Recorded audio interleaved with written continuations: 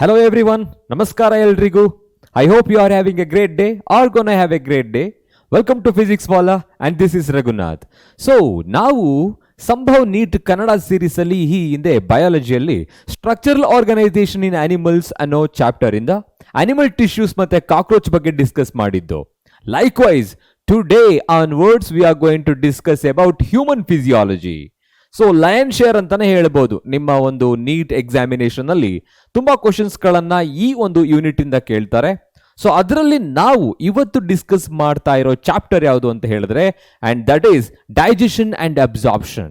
The very first chapter in the human physiology, digestion and absorption. ಯಾವ್ಯಾವ concept ಅನ್ನ ಇವತ್ತು ನಾವು ತಿಳ್ಕೊಳ್ಳೋದಕ್ಕೆ ಹೊರಟಿದ್ದೀವಿ.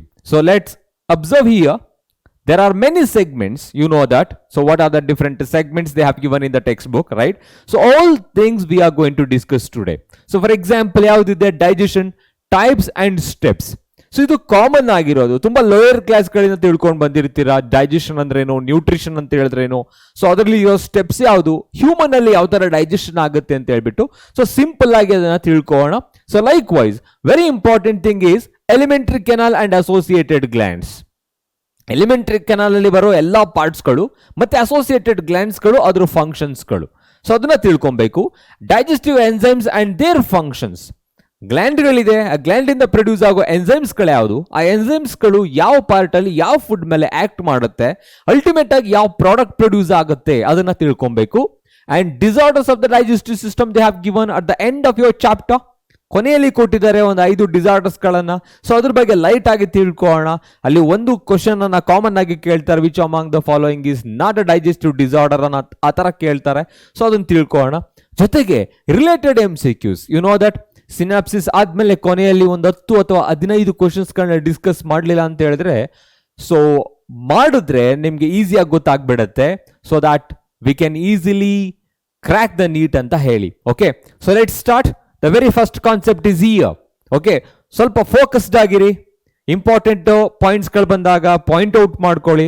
ಓಕೆ, ಸೊ ನೌ ಡೈಜೆಷನ್ ಅಂತ ಹೇಳಿದ್ರೇನು, ಹ್ಯೂಮನ್ ಬೀಯಿಂಗ್ಸ್ ಅಲ್ಲಿ ಯಾವ ತರ ಡೈಜೆಷನ್ ಆಗುತ್ತೆ ಮತ್ತೆ ಬೇರೆ ಬೇರೆ ಪಾರ್ಟ್ಸ್ ಗಳು ಡೈಜೆಷನ್ ಅಲ್ಲಿ ಯಾವ್ದು ಇನ್ವಾಲ್ವ್ ಆಗಿರುತ್ತೆ ಅಂತ ತಿಳ್ಕೊಳ್ಳೋಣ. Okay, the very first thing is what is the meaning of digestion. ಇದು ಅವಶ್ಯಕತೆ ಇಲ್ಲ ನೀಟ್ಗೆ, ಬಟ್ ಆದ್ರೂ ಕೂಡ ತುಂಬಾನೇ ಇಂಪಾರ್ಟೆಂಟ್. ಯಾಕೆ ಅಂತ ಹೇಳಿದ್ರೆ ಕಾನ್ಸೆಪ್ಟ್ ಅರ್ಥ ಆಗೋದಿಕ್ಕೆ. ಓಕೆ, ಡೈಜೆಷನ್ ಅಂತ ಹೇಳಿದ್ರೇನು, it's a breakdown of complex organic food into simple absorbable form. You know the different steps which are involved in the nutrition or the nutrition in holozoic organisms. ಹೌದಲ್ವಾ, different steps ಗಳಿರುತ್ತೆ. ಯಾವ್ಯಾವ steps ಅಂತ ಗೊತ್ತಿರಬಹುದು ನಿಮ್ಗೆ. Injection, digestion, absorption, assimilation and digestion. So ಅಲ್ಲಿ ಎರಡನೇ ಒಂದು steps ಬರ್ತಾ ಇದೆ, that is nothing but digestion. Injection ಅಂತ ಹೇಳಿದ್ರೆ ಇಂಟೇಕ್ ಆಫ್ ಫುಡ್ ಅನ್ನ ತೆಗೆದುಕೊಳ್ಳೋದು. ಬಾಯೊಳಗಡೆ ತೆಗೆದುಕೊಂಡ್ಮೇಲೆ ಏನ್ ಮಾಡ್ತೀವಿ ನಾವು, ಅದನ್ನ we are just going to chew it. ಚೆನ್ನಾಗಿ ಅದನ್ನ ಮ್ಯಾಸ್ಟಿಕೇಟ್ ಮಾಡ್ತೀವಿ. ಓಕೆ, ಚೆನ್ನಾಗಿ ಚ್ಯೂ ಮಾಡ್ತಾ ಹೋಗ್ತೀವಿ. ಸೊ ಅಂದ್ರೆ ಅಗಿತಾ ಹೋಗ್ತೀವಿ ಅಂತ ಅರ್ಥ. ಅಲ್ಲಿ we are just breaking down the complex organic food into simple absorbable form. Okay, so ಎರಡು ತರ ನಾವು ಅದನ್ನ ಬ್ರೇಕ್ ಮಾಡ್ತೀವಿ, ಆಮೇಲೆ ತಿಳ್ಕೊಳ್ಳೋಣ. ಸೊ ಹಾಗಾಗಿ digestion in the sense break down of complex organic food into simple absorbable form. So complete ಆಗಿದೆ digestion ಅಂತ ಹೇಳ್ತೀವಿ. And usually it's a form of catabolism. Digestion ಅನ್ನೋದು ಒಂದು ಕೆಟಬಾಲಿಸಮ್ ಇದ್ದ ಹಾಗೆ.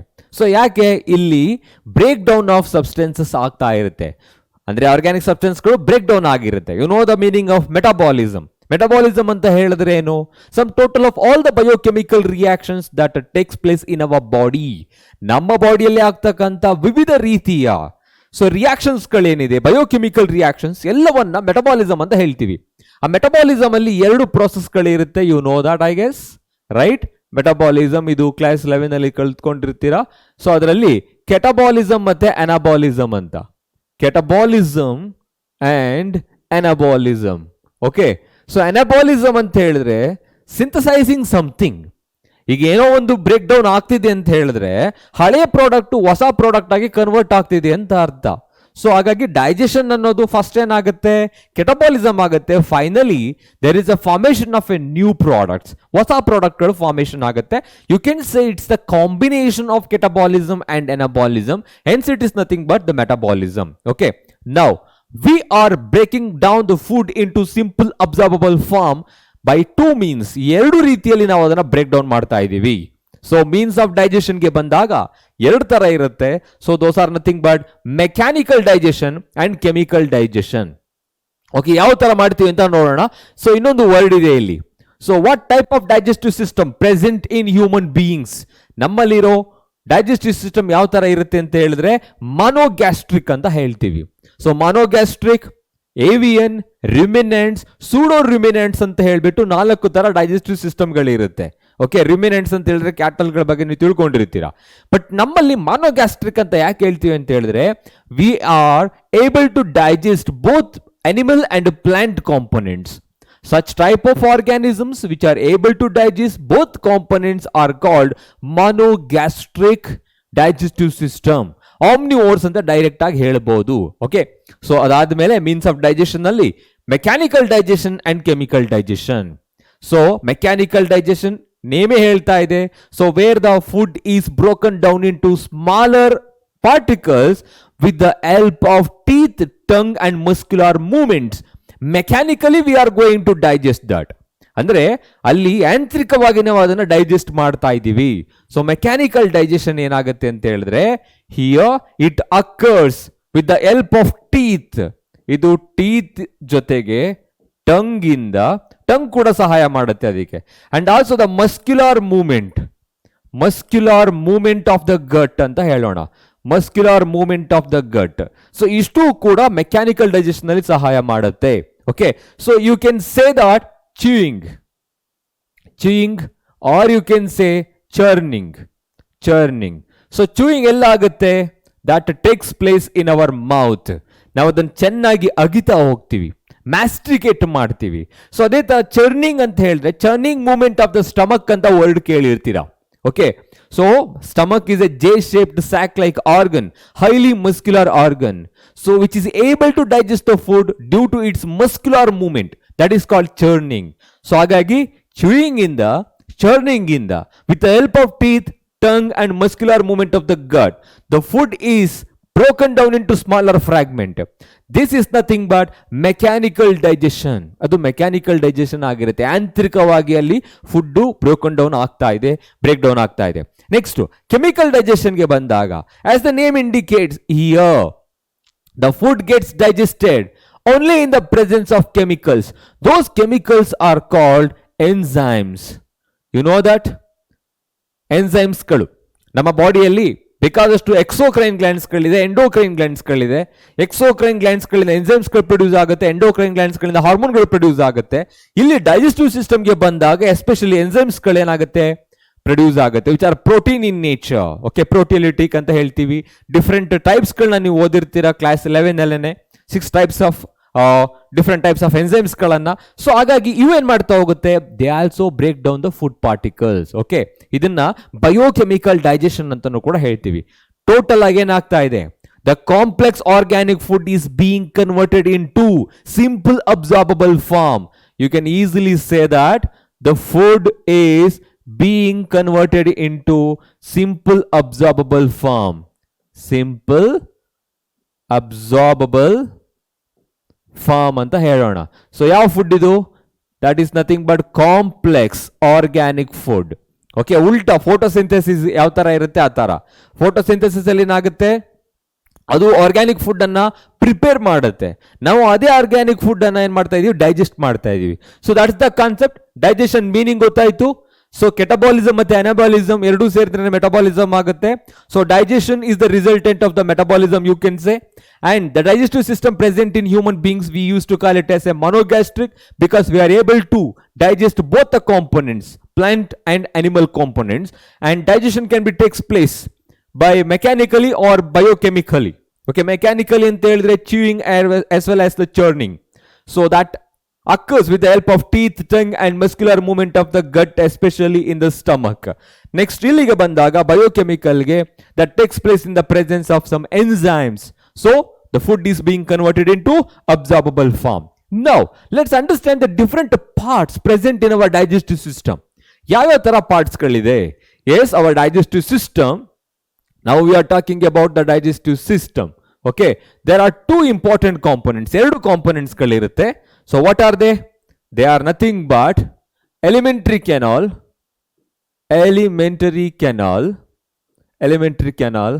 and associated glands. Okay, so what are the components of digestive system? Elementary canal and associated glands. ಎರಡು part ಗಳನ್ನ ನೆನಪಿಟ್ಕೊಬೇಕು ಇವಾಗ. So elementary canal, as the name indicates, it's just like a canal. Okay, it's a tube-like structure that extends from anterior mouth to the posterior anus. Mouth ಇಂದ anus ತನಕ extend ಆಗಿರೋ ಒಂದು elongated ಟ್ಯೂಬ್ಗೆ ನಾವು normal ಆಗಿ ಏನಂತ ಹೇಳ್ತೀವಿ? Elementary canal ಅಂತ ಹೇಳ್ತೀವಿ. ಅಲ್ಲಲ್ಲಿ ಏನಾಗಿರುತ್ತೆ? ಸೊ ಮಾಡಿಫಿಕೇಶನ್ ಇರುತ್ತೆ ಅಷ್ಟೇ. ಸ್ಟಮಕ್ಗೆ ಹೋದ್ರೆ ಬಲ್ಜ್ ಆಗಿರುತ್ತೆ, ಗ್ಲ್ಯಾಂಡ್ಸ್ಗಳಿರುತ್ತೆ. ಸೊ ಡಿಯೋಡಿನಮ್ಗೆ ಹೋದ್ರೆ ಎಕ್ಸ್ಟ್ರಾ ಗ್ಲ್ಯಾಂಡ್ಸ್ಗಳಿರುತ್ತೆ. ಅದೇ ತರ ನೀವು ಇಂಟೆಸ್ಟೈನ್ ಅಂದ್ರೆ ಡಿಯೋಡಿನಮ್ ಕೂಡ ಇಂಟೆಸ್ಟೈನ್ ಆಗಿರುತ್ತೆ, ಅಲ್ಲಿ ವಿಲ್ಲೈಸ್ಗಳಿರುತ್ತೆ, ಅಬ್ಸಾರ್ಪ್ಷನ್ ಸಹಾಯ ಮಾಡುತ್ತೆ. ಈ ತರ ಮಾಡಿಫಿಕೇಶನ್ಸ್ಗಳಿರುತ್ತೆ ಅಷ್ಟೇ. ಸೊ ಹಾಗಾಗಿ elementary canal and associated glands. Elementary canal have number of parts, ಬೇಕಾದಷ್ಟು ಪಾರ್ಟ್ಸ್ ಗಳಿರುತ್ತೆ. I am just going to put right mark for them. ಯಾವ್ಯಾವ್ದು ಇರುತ್ತೆ? That starts from the mouth ಇಂದ ಶುರು ಆಗುತ್ತೆ. ಫ್ಯಾರಿಂಗ್ಸ್ ಇದೆ. Okay, next oesophagus, stomach. We are not writing the liver, gall bladder, pancreas here. So ಅದಕ್ಕೆ right mark ಹಾಕೋದು ಬೇಡ, ಯಾಕೆಂದ್ರೆ they are the part of associated glands. Okay, next when it comes to the next part after the stomach, the duodenum, first part of the small intestine ಇದು. ಅದಾದ ಮೇಲೆ small intestine, large intestine, rectum ಮತ್ತೆ anus. ಇದಿಷ್ಟು elementary canal parts ಗಳಾಗಿರುತ್ತೆ. ಇನ್ನು ಉಳಿದಾಗೆ associated glands ಅಂತ ಹೇಳಿದ್ರೆ, ಸೊ ಇಲ್ಲಿಂದ ಶುರು ಆಗುತ್ತೆ. ಅಸೋಸಿಯೇಟೆಡ್ ಗ್ಲ್ಯಾಂಡ್ಸ್ ಗಳು ಯಾವ್ಯಾವುದು? Those are nothing but salivary glands. Okay, next stomach ಹತ್ರ ಬಂದ್ರೆ ಅಲ್ಲೂ ಕೂಡ ಕೆಲವು ಗ್ಲ್ಯಾಂಡ್ಸ್ ಗಳಿರುತ್ತೆ. You know that those are nothing but gastric glands. ಅದಾದ ಮೇಲೆ ಅಲ್ಲೇ ಡಿಯೋಡಿನಮ್ನ ಪಕ್ಕದಲ್ಲಿ ಎರಡು ಇಂಪಾರ್ಟೆಂಟ್ ಆರ್ಗನ್ಸ್ ಗಳಿರುತ್ತೆ. Those are called liver and pancreas. ಇನ್ನು ಉಳಿದ ಹಾಗೆ ಇಂಟೆಸ್ಟೈನಲ್ ನ ಒಳಭಾಗದಲ್ಲಿ ಇಂಟೆಸ್ಟೈನಲ್ ಗ್ಲ್ಯಾಂಡ್ಸ್ ಗಳಿರುತ್ತೆ. ಇಂಟೆಸ್ಟೈನಲ್ ಗ್ಲ್ಯಾಂಡ್ಸ್ ಅಂದ್ರೆ you know the lumen, right? Lumen is the cavity of the gut. So there is a membrane, innermost layer. So that is called mucosa. Mucosal epithelium that is modified into cells which are able to produce some kind of enzymes. Gland galagi modified ಆಗಿರುತ್ತೆ. So ಅದನ್ನ ನೀವು normal ಆಗಿ next slides ಗಳಲ್ಲಿ ತಿಳ್ಕೊಂತೀವಿ. So ಹಾಗಾಗಿ ಇಲ್ಲಿ digestive system of human beings ಗೆ ಬಂದಾಗ, as just like cockroach that we have discussed in the previous session, ನೆನ್ಪಿಟ್ಕೊಳ್ಳಿ 3 ಗಟ್ಗಳಿದೆ. ಯಾವ್ಯಾವ ಗಟ್ಸ್ ಇದೆ? Fore gut, mid gut, hind gut. Fore gut, mid gut, hind gut. So ಅದಾದ್ಮೇಲೆ ತಿಳ್ಕೊಬಹುದು. ಇವಾಗ just elementary canal, associated glands. Elementary canal ಯಾವ್ಯಾವುದು ಅಂತ ಗೊತ್ತಾಯ್ತು. It's a tube like structure. So extends from the anterior mouth to the posterior anus. Associated glands ಯಾವ್ಯಾವ glands ಇರುತ್ತೆ? Mouth ಇಂದ ಶುರು ಆಗುತ್ತೆ. ಸೊ ಮೌತ್ ಅಲ್ಲಿ ಸಲೈವರಿ ಗ್ಲ್ಯಾಂಡ್ಸ್, ಸ್ಟಮಕ್ ಅಲ್ಲಿ ಗ್ಯಾಸ್ಟ್ರಿಕ್ ಗ್ಲ್ಯಾಂಡ್ಸ್. ಸೊ ಡಿಯೋಡಿಯಂ ನ ಪಕ್ಕದಲ್ಲಿ ಲಿವರ್ ಮತ್ತೆ ಪ್ಯಾಂಕ್ರಿಯಾಸ್ ಗಳಿರುತ್ತೆ. ಇಂಟೆಸ್ಟೈನಲ್ ಗ್ಲ್ಯಾಂಡ್ಸ್ ಗಳಿರುತ್ತೆ. ಸೊ ಇನ್ನುಳಿದಾಗೆ ಗಟ್ಸ್ ಗಳಿರುತ್ತೆ. Those are nothing but fore gut, mid gut and hind gut. So divide ಮಾಡ್ತಾ ಇರೋದು ಅಷ್ಟೇನೆ. ಫೋರ್ ಗಟ್ ಯಾವುದು? ಮೌತ್ ಟು ಸ್ಟಮಕ್ ಅಂತ ಹೇಳ್ತೀವಿ. ಮಿಡ್ ಗಟ್ ಯಾವುದು? Duodenum part. ಸೊ ಅದೇ ತರ ಇನ್ನು ಮುಂದೆ ಹೋದ ಹಾಗೆ ಲಾರ್ಜ್ ಇಂಟೆಸ್ಟೈನ್ ಅಂತ ಏನಿರುತ್ತೆ ಅದನ್ನ ಹೈಂಡ್ ಗಟ್ ಅಂತ ಹೇಳ್ತೀವಿ. ಅಂದ್ರೆ based on their location we are dividing them into foregut, midgut and hindgut. So as just like cockroach, ಮತ್ತೆ cockroach ಗೆ ನಾನು ರಿಲೇಟ್ ಮಾಡ್ತೀನಿ, ಯಾಕಂತ ಹೇಳಿದ್ರೆ ನಾವು ಪ್ರೀವಿಯಸ್ ಆಗಿ ಅದನ್ನ ತಿಳ್ಕೊಂಡಿದೀವಿ. ಸೊ ಎಲ್ಲಿಂದ ಒರಿಜಿನೇಟ್ ಆಗುತ್ತೆ ಅಂತ ಕಾಮನ್ ಆಗಿ ಕೇಳ್ತಾರೆ. Remember by these 2 words, ecto, endo and ecto. Okay, ಅಂದ್ರೆ foregut is usually ectodermal in origin, midgut is endodermal in origin, hindgut is ectodermal in origin. So ectodermal in origin ಅಂತ ಹೇಳೋಣ. origin. So ಇದು ಕೂಡ ಏನಾಗಿರುತ್ತೆ? Endodermal ಇನ್ origin. ಯಾವುದು? ಮಿಡ್ಗಟ್. ಇನ್ನ ಹೈಂಡ್ಗಟ್ ಕೂಡ ectodermal in origin. So I hope you understood the entire scenario of the digestive system. ಯಾವ ತರ ಇರುತ್ತೆ, ಯಾವ ಗ್ಲ್ಯಾಂಡ್ಸ್ ಗಳಿರುತ್ತೆ. ಸೊ ಇದು ನಾರ್ಮಲ್ ಆಗಿ 10th ಅಲ್ಲೂ ಕೂಡ ಓದಿರ್ತೀರಾ, ಕ್ಲಾಸ್ 11 ನಲ್ಲಿ ಕೂಡ ಓದಿರ್ತೀರಾ.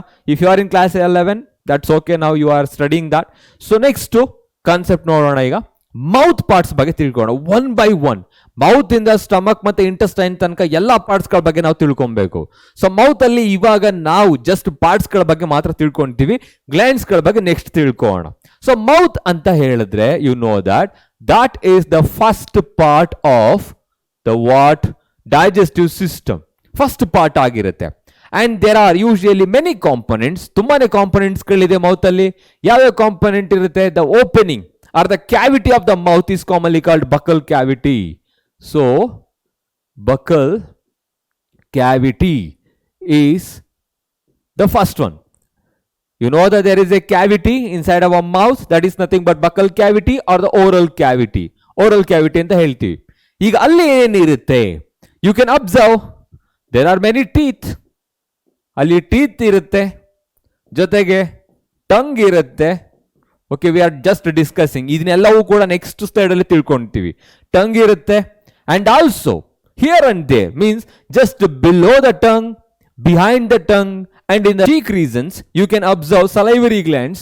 ಸೊ salivary glands ಗಳಿರುತ್ತೆ. salivary glands are present. So ಇಷ್ಟು ಮೈನ್ ಕಾಂಪೊನೆಂಟ್ಸ್ ಗಳಿರೋದು ಇವಾಗ. ಸೊ ಮೌತ್ ಅಲ್ಲಿ. So we are just discussing about these parts. Okay, so what are they? So if you are considering this part as the face part, ಅದು face part ಇದೆ ಅಂತ ಹೇಳಿದ್ರೆ ಇಲ್ಲಿ ಮತ್ತೆ ಈ ಜಾಗದಲ್ಲಿ ಮತ್ತೆ ಇಲ್ಲಿ ನಿಯರ್ ದ ಇಯರ್ಸ್ ಅಂತ ಹೇಳ್ತೀವಿ, ಈ ಜಾಗದಲ್ಲಿ ಗ್ಲ್ಯಾಂಡ್ಸ್ ಗಳಿರುತ್ತೆ. I will explain that. ಅದಾದ್ಮೇಲೆ ಇಲ್ಲಿ ಮೌತ್ ಪಾರ್ಟ್ ಅಲ್ಲಿ ಟಂಗ್ ಇರುತ್ತೆ. And you know that there are about 32 teeth in human adult. So ಅಲ್ಲಿ ಟೀತ್ ಗಳಿರುತ್ತೆ. ಇಷ್ಟು ಕಾಂಪೊನೆಂಟ್ಸ್ ಗಳು ಮೈನ್ ಆಗಿ. ಸೊ ಜಸ್ಟ್ ಕಾಂಪೊನೆಂಟ್ಸ್ ಬಗ್ಗೆ ಮಾತ್ರ ಮಾತಾಡ್ತಾ ಇದೀವಿ. ಟೀತ್ ಫಂಕ್ಷನ್, ಟಂಗ್ ಫಂಕ್ಷನ್ ಮತ್ತೆ salivary glands function next slide ಅಲ್ಲಿ ತಿಳ್ಕೊಂತೀವಿ. Mouth is the first part of the elementary canal or the digestive system. Okay, where the mechanical digestion starts. So ಇಲ್ಲಿ mechanical digestion ಆಗುತ್ತೆ. Mechanical digestion. So ಇನ್ನೊಂದೇನಪ್ಪಾ ಅಂತ ಹೇಳಿದ್ರೆ ಇದನ್ನ common ಆಗಿ ಕೇಳ್ತಾರೆ, in which part of the digestive system carbohydrate digestion starts. ಎಲ್ಲಿ start ಆಯ್ತು? ಎಲ್ಲ ಆಗುತ್ತೆ ಅಂತ ಕೇಳೋದು ಬೇರೆ ಕಂಪ್ಲೀಟ್ ಆಗಿ, ಬಟ್ ಎಲ್ಲಿ ಸ್ಟಾರ್ಟ್ ಆಗುತ್ತೆ ಅಂತ. ಇನ್ which part of the digestive system protein digestion starts. ನೋಡಿ, ಇಲ್ಲಿ ಸ್ಟಾರ್ಟ್ ಅಂತ ಕೇಳಿದಾಗ ಅದು ಎಲ್ಲಿ ಶುರು ಆಗುತ್ತೆ ಅದನ್ನ ಬರಿಬೇಕಾಗತ್ತೆ. ಸೊ ಇಲ್ಲಿ ಏನಪ್ಪಾ ಅಂತ ಹೇಳಿದ್ರೆ, so starch or it may be the carbohydrate digestion starts. Digestion starts in the mouth. Mouth ಅಲ್ಲಿ ಶುರು ಆಗುತ್ತೆ. I will repeat that once again. Mouth is the first part of the digestive system, and this is the part where the digestion starts, and here the food gets digested mechanically. Illi digestion start ಆಗುತ್ತೆ. ಅದರಲ್ಲೂ ಕೂಡ carbohydrate ಅಂತ ಏನು ಹೇಳ್ತೀವಿ, complex carbohydrate starch, digestion ಇಲ್ಲಿ ಶುರು ಆಗುತ್ತೆ. So that is being converted into the maltose, disaccharide ಆಗಿ ಕನ್ವರ್ಟ್ ಆಗುತ್ತೆ with the help of salivary amylase. I will explain that. Next, the cavity present in the mouth is called buccal cavity or the oral cavity. So there are many components including the teeth, tongue and salivary glands. All these three are responsible for the digestion mechanically. Mechanically ಮತ್ತೆ chemically ಏನು ಮಾಡುತ್ತೆ, food ಅನ್ನ digest ಮಾಡುತ್ತೆ. Okay, next component ನೋಡೋಣ, tongue. Okay, so ಇವಾಗ mouth ಅಲ್ಲಿರೋ tongue ಬಗ್ಗೆ ಮಾತಾಡ್ತಾ ಇದೀವಿ. ಟಂಗ್ ಅಂತ ಹೇಳಿದ್ರೆ ಏನು? It's a kind of a sense organ. ಹೌದಲ್ವಾ? ಸೆನ್ಸ್ ಆರ್ಗನ್ ಅಂತ ಹೇಳ್ತೀವಿ.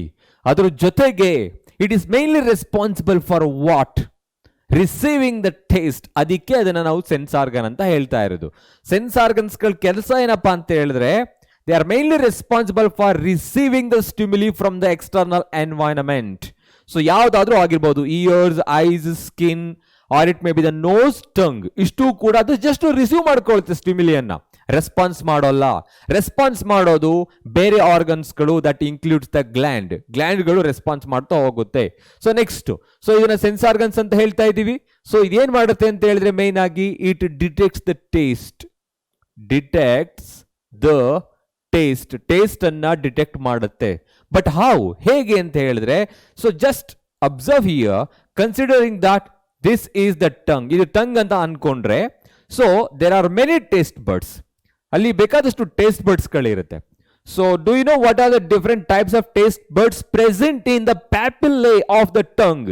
So again one word I'm introducing here, that is nothing but papillae. Papillae ಅಂತ ಹೇಳಿದ್ರೆ ಏನು? These are the projections of the tongue. Papillae ಅಂದ್ರೆ ಏನು? Projections of tongue ಅಂತ ಹೇಳ್ತೀವಿ. Projections of tongue. ಟಂಗ್ ನ ಮೇಲ್ಭಾಗದಲ್ಲಿ ಇರ್ತಕ್ಕಂಥ ಕೆಲವು ಪ್ರೊಜೆಕ್ಷನ್ಸ್ಗಳು ಈ ತರ ಇರುತ್ತೆ. So you can observe these kind of projections. So those are called papillae. And you can observe some of the depressions. ಅಲ್ಲಿ ಕೆಲವು ಡಿಪ್ರೆಷನ್ಸ್ಗಳಿರುತ್ತೆ.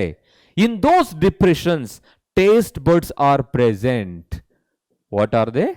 Taste buds are present in the depression of the papillae. Okay, next taste ಬರ್ಡ್ಸ್ಗಳು ಏನ್ ಕೆಲಸ ಮಾಡುತ್ತೆ? They receive the stimuli of the taste. ಆ taste ಅನ್ನೋ ಒಂದು ಸ್ಟಿಮ್ಯುಲಿನ receive ಮಾಡ್ಕೊಳ್ಳುತ್ತೆ. 4 ತರ ಟೇಸ್ಟ್ ಬರ್ಡ್ಸ್ ಗಳಿರುತ್ತೆ ನಮ್ಮ ಟಂಗ್ ಅಲ್ಲಿ. ಸೊ ಯಾವ್ಯಾವ್ದು ಇರ್ಬೋದು? So they are called bitter, sour, salt and sweet. Sir ಖಾರ ಎಲ್ಲಿದೆ ಅಂತ ಕೇಳಬೇಡಿ. ಓಕೆ, ನೋಡಿ 4 ತರ ಟೇಸ್ಟ್ ಬರ್ಡ್ಸ್ ಗಳು ಯಾವ್ಯಾವ್ದಿದೆ? First one is the bitter, second one is the sour, salt and sweet. ಕಹಿ, ಹುಳಿ, ಉಪ್ಪು ಮತ್ತೆ ಸಿಹಿ ಅನ್ನೋದು. ಸೊ ಅದೇನಾಗಿರುತ್ತೆ? They distribute in the different regions of the tongue. ಬೇರೆ ಬೇರೆ ರೀಜನ್ ನಲ್ಲಿ. So for example if they are bitter, so ಅದೇನಾಗಿರುತ್ತೆ? ತುಂಬಾನೇ ಹಿಂಭಾಗದಲ್ಲಿ ಟಂಗ್ ಅಲ್ಲಿ ಅದು ಲೊಕೇಟ್ ಆಗಿರುತ್ತೆ. ಅದರ ಅರ್ಥ ಬಿಟ್ಟರ್ ತಿನ್ಬೇಕಾದ್ರೆ ನಮಗೆ ಅಲ್ಲೇ ಟೇಸ್ಟ್ ಆಗುತ್ತೆ ಅಂತಲ್ಲ. They distributed all over the tongue. But mainly in these regions they present more in quantity. ಜಾಸ್ತಿ ಇರುತ್ತೆ ಅಂತ ಅರ್ಥ. ಈಗ ಸ್ವೀಟ್ ತುದಿಯಲ್ಲಿದೆ ಅಂತ ಹೇಳಿದ್ರೆ if they are present at the tip of the tongue, so that doesn't mean we need to taste here only. ಈಗ ನಾವೇನಾದ್ರು taste ನೋಡ್ಬೇಕು ಅಂದ್ರೆ ಇದೇ ತರ ನೋಡ್ತೀವಿ. ಅದು ಬಿಟ್ಟರ್ ಆಗಿರ್ಬೋದು, ಸೋರ್ ಆಗಿರ್ಬೋದು, ಏನಾದ್ರೂ ಆಗಿರ್ಬೋದು. ಬಟ್ ಟೇಸ್ಟ್ ಬರ್ಡ್ಸ್ಗಳು ಜಾಸ್ತಿ ಈ ರೀಸನ್ಸ್ಗಳಲ್ಲಿ ಇರುತ್ತೆ ಅಂತ. ಸೊ ಅಂದ್ರೆ ಸ್ವೀಟ್, ಸಾಲ್ಟ್, ಸೋರ್, ಬಿಟ್ಟರ್ ಅಂತ ಹೇಳ್ತೀವಿ. So I will explain that. Tongue is the muscular organ. It doesn't have any bones. Bones irodilla. The main function of the tongue is act as a sense organ to receive the taste. Taste anna receive ಮಾಡ್ಕೊಳ್ಳುತ್ತೆ. It also helps in swallowing. ಅದು swallow ಮಾಡೋದಿಕ್ಕೆ swallowing ಅಂತ ಹೇಳ್ತೀವಿ. Okay, swallow ಮಾಡೋದಿಕ್ಕೆ ಸಹಾಯ ಮಾಡುತ್ತೆ. Deglutition. ಅದು ಹೋಗ್ಬೇಕಾದ್ರೆ ಹೇಳ್ತೀನಿ. ಅಂದ್ರೆ how the food is moving towards the esophagus. Bolus move ಆಗುತ್ತಲ್ಲ, ಆ ಪ್ರೋಸೆಸ್ಗೆ ನಾವು ಡಿಗ್ಲೂಟೇಷನ್ ಅಂತ ಹೇಳ್ತೀವಿ. ಸೊ ಅದು ಸ್ವ್ಯಾಲೋ ಮಾಡೋದಕ್ಕೆ ಫುಡ್ ಅನ್ನ ಹೆಲ್ಪ್ ಮಾಡುತ್ತೆ. And also helps in mastication. Mastication ಅಲ್ಲಿ ಹೆಲ್ಪ್ ಮಾಡ್ತಾ ಇದೆ. ಓಕೆ, ಈಗ ಫುಡ್ ಅನ್ನ ನಾವು ಈ ಒಂದು ಮೌತ್ ಸೈಡ್ ಇಂದ ಈ ಕಡೆಗೆ ನಾವು ಟ್ರಾನ್ಸ್ಫರ್ ಮಾಡಬೇಕು ಅಂತ ಹೇಳಿದ್ರೆ we are not inserting hand. ಬಾಯ ಹೊರಡೆ ಕೈ ಹಾಕ್ತಿವ? ಇಲ್ಲ. ಹಾಗೆ ನಾಲಿಗೆಯಿಂದ ಏನ್ ಮಾಡ್ತೀವಿ? ಆ ಕಡೆ ಈ ಕಡೆ ಅದನ್ನ ಸೊ ಡೈಜೆಸ್ಟ್ ಮಾಡ್ಲಿಕ್ಕೆ ಹೆಲ್ಪ್ ಮಾಡ್ತಾ ಹೋಗುತ್ತೆ. ಸೊ ಈ ತರ ಟಂಗ್ ಅನ್ನೋದು ಸೆನ್ಸ್ ಆರ್ಗನ್, ಸ್ವಾಲೋಯಿಂಗ್ ಅಲ್ಲಿ ಹೆಲ್ಪ್ ಮಾಡುತ್ತೆ ಮತ್ತೆ ಮ್ಯಾಸ್ಟಿಕೇಶನ್ ಹೆಲ್ಪ್ ಮಾಡುತ್ತೆ. So that detects the taste and it is nothing but the sense organ. Detect and receive ಅಂತ ಹೇಳ್ಬೋದು. Next there are many projections are present over the tongue. They are called papillae and having number of depressions. In that depressions you can find taste buds. Those taste buds are usually 4 types. 4 ತರ ಇರುತ್ತೆ. Structurally ಬೇರೆ. Structurally ಬಂತು ಅಂತ ಹೇಳಿದಾಗ filiform taste buds, fungiform taste buds ಅಂತ ಹೇಳ್ತೀವಿ. But ಇಲ್ಲಿ ಬಂದಾಗ taste buds are of 4 types: bitter, sweet, sour, salt ಅಂತ. Okay, so that's nothing but the tongue. Now very important concept here, that is nothing but the teeth. Teeth ಬಗ್ಗೆ ತಿಳ್ಕೊಬೇಕು. Usual ಆಗಿ teeth ಅಂತ ಹೇಳಿದ್ರೆ ನಮ್ಗೆ ಅದು ನಾರ್ಮಲ್ ಆಗಿ ಕಾಣಿಸ್ತಾ ಇರುತ್ತೆ. ಬಟ್ ಅನಾಟಮಿಯನ್ನು ನೋಡಿದಾಗ you can observe there are different parts. ಬೇರೆ ಬೇರೆ ಪಾರ್ಟ್ಸ್ ಗಳಿರುತ್ತೆ. ಸೊ ಮೇನ್ ಆಗಿ there are 3 parts present in teeth. Teeth ಅಲ್ಲಿ 3 parts ಗಳಿರುತ್ತೆ. So it's visible, right? Yeah. This part is called crown. And this portion is the neck and this is the root. So what I said, there are 3 main parts in our teeth. Teeth ಅಲ್ಲಿ 3 parts ಗಳಿರುತ್ತೆ. First one is the crown, second one is the neck and next one is the root. Crown ಅಂತ ಹೇಳಿದ್ರೆ ಏನು? The exposed part of the teeth. So crown is nothing but the exposed part. I'm writing here, that's the exposed part of the teeth is called crown. Okay, next neck ಅಂತ ಹೇಳಿದ್ರೆ the part of the teeth which is embedded in the gum. So gum region ಅಲ್ಲಿ embed ಆಗಿರೋ teeth portion ಏನಿರುತ್ತೆ, this is nothing but the gum. Okay, ಆ ಪೋರ್ಷನ್ಗೆ ನಾವು neck ಅಂತ ಹೇಳ್ತೀವಿ, ಕುತ್ತಿಗೆಯ ಭಾಗ. Next, just below that, the part of the teeth which is embedded in the jaw socket. So that is nothing but the root. So ಇದು ಇವಾಗ jaw socket ಅಲ್ಲಿ ಎಂಬೆಡ್ ಆಗಿದೆ. So that is nothing but the root. So next, the entire crown you can observe here. Crown ಯಾವ ತರ ಇದೆ? Normal ಆಗಿ ಇದು round ಆಗಿರುತ್ತೆ, ಮೇಲ್ಭಾಗದಲ್ಲಿ ಟ್ಯೂಬರ್ಕ್ಯುಲಸ್ ಆಗಿರುತ್ತೆ. ಸೊ ಅದಕ್ಕೋಸ್ಕರ ಇದನ್ನ ಕಾಮನ್ ಆಗಿ ಬ್ಯೂನೋಡಾಂಟ್ ಅಂತ ಹೇಳ್ತೀವಿ. So what type of teeth present in humans ಅಂತ ಕೇಳಿದಾಗ ಬ್ಯೂನೋಡಾಂಟ್ ಅಂತ ಹೇಳಬೇಕು, because the crown is having a rounded or it may be the tuberculous part. ಮೇಲ್ಭಾಗದಲ್ಲಿ ಟ್ಯೂಬರ್ಕ್ಯುಲಸ್ ಪಾರ್ಟ್ ಇರುತ್ತೆ. The entire crown is covered by one more hardest substance. Okay, the crown is covered by a hardest substance in our body called enamel. Enamel in the cover agirutte. I am writing here, this is the hardest substance in our body. Okay, so main agi teeth bagene keltare, adikoskara ಸ್ವಲ್ಪ ಜಾಸ್ತಿ explanation ತೆಗೆದುಕೊಳ್ಳೋಣ ಇದರಿಂದ. So ಇದು hardest part ಆಗಿರುತ್ತೆ. And second one is ಯಾಕೆ help ಮಾಡುತ್ತೆ ಅಂತ ಹೇಳಿದ್ರೆ, ಬಿಕಾಸ್ ಇದ್ರ ಮೇನ್ ಕೆಲಸ ಏನಪ್ಪಾ ಅಂತ ಹೇಳಿದ್ರೆ, it prevents the decaying of the tooth. ಈ ಎಂಟೈರ್ ಟೂತ್ ಡಿಕೆ ಆಗಬಾರ್ದು ಅಂತ ಹೇಳಿದ್ರೆ, ಅದು ಕೊಳಿಬಾರ್ದು ಅಂತ ಹೇಳಿದ್ರೆ, ಹುಳುಕಲ್ಲು ಅಂತ ಹೇಳ್ತೀವಲ್ಲ, ಅದು ಆಗಬಾರ್ದು ಅಂತ ಹೇಳಿದ್ರೆ, ಸೊ ಈ ಎನೆಮಲ್ ಇರಬೇಕು. ಮೇಲ್ಭಾಗದಲ್ಲಿ ಒಂದು ಗ್ಲಾಸಿ ಲೇಯರ್ ಇದೆ ನೋಡಿ. So over the teeth you can observe there is a glassy whitish layer. That is nothing but the enamel. And this enamel is formed by ameloblasts. Ameloblasts anta helti. These are the layers of cells. You can say ameloblasts, as the name indicates, this is the cells anta heltivi. So enamels are formed from or originated from the what? Ameloblasts. And these ameloblasts are usually ectodermal in origin. Ectodermal layer. So you can easily say enamel is the ectodermal in origin, and they are originated or they are formed from the ameloblasts, and those are the hardest substances present in our body, preventing the tooth or teeth from the decaying. Decay agde iro ತರ ಅದು prevent ಮಾಡ್ತಾ ಇರುತ್ತೆ. Next ಅದಾದ್ಮೇಲೆ you can observe this yellow part. ಇಲ್ಲೊಂದು yellow part ಇದೆಯಲ್ಲ, ಇದನ್ನ observe ಮಾಡಿ. And this is called dentine. This yellow part of the teeth that I have given here, this is called dentine. ಇದನ್ನ dentine ಅಂತ ಹೇಳ್ತೀವಿ. And this dentine portion covers the cavity called pulp. ಇದು pulp ಅನ್ನೋ ಕ್ಯಾವಿಟಿಯನ್ನ cover ಮಾಡಿ ಇಟ್ಕೊಂಡಿರುತ್ತೆ. You can observe here the red coloured portion. This is nothing but the pulp. So where you can observe the nerves and blood vessels. ಇಲ್ಲಿ ನರ್ವ್ಸ್ಗಳು ಮತ್ತೆ blood ವೆಸಲ್ಸ್ಗಳನ್ನ ನಾವು ನೋಡ್ಬೋದು. That supplies the nutrients to the teeth. Next, so ಏನ್ ಹೇಳ್ತಾ ಇದೀವಿ ಇವಾಗ? Pulp is covered by the another substance, another layer called dentine. Dentine is nothing but ಏನಾಗಿರುತ್ತೆ? So it is formed from odontoblast. So look at here, ಎರಡು ಬ್ಲಾಸ್ಟ್ಗಳು ಬಂದು ಇವಾಗ. So ಯಾವ್ಯಾವುದು? One is ameloblast, second one is odontoblast. And next one origin ಗೆ ಬಂದಾಗ, these are nothing but mesodermal in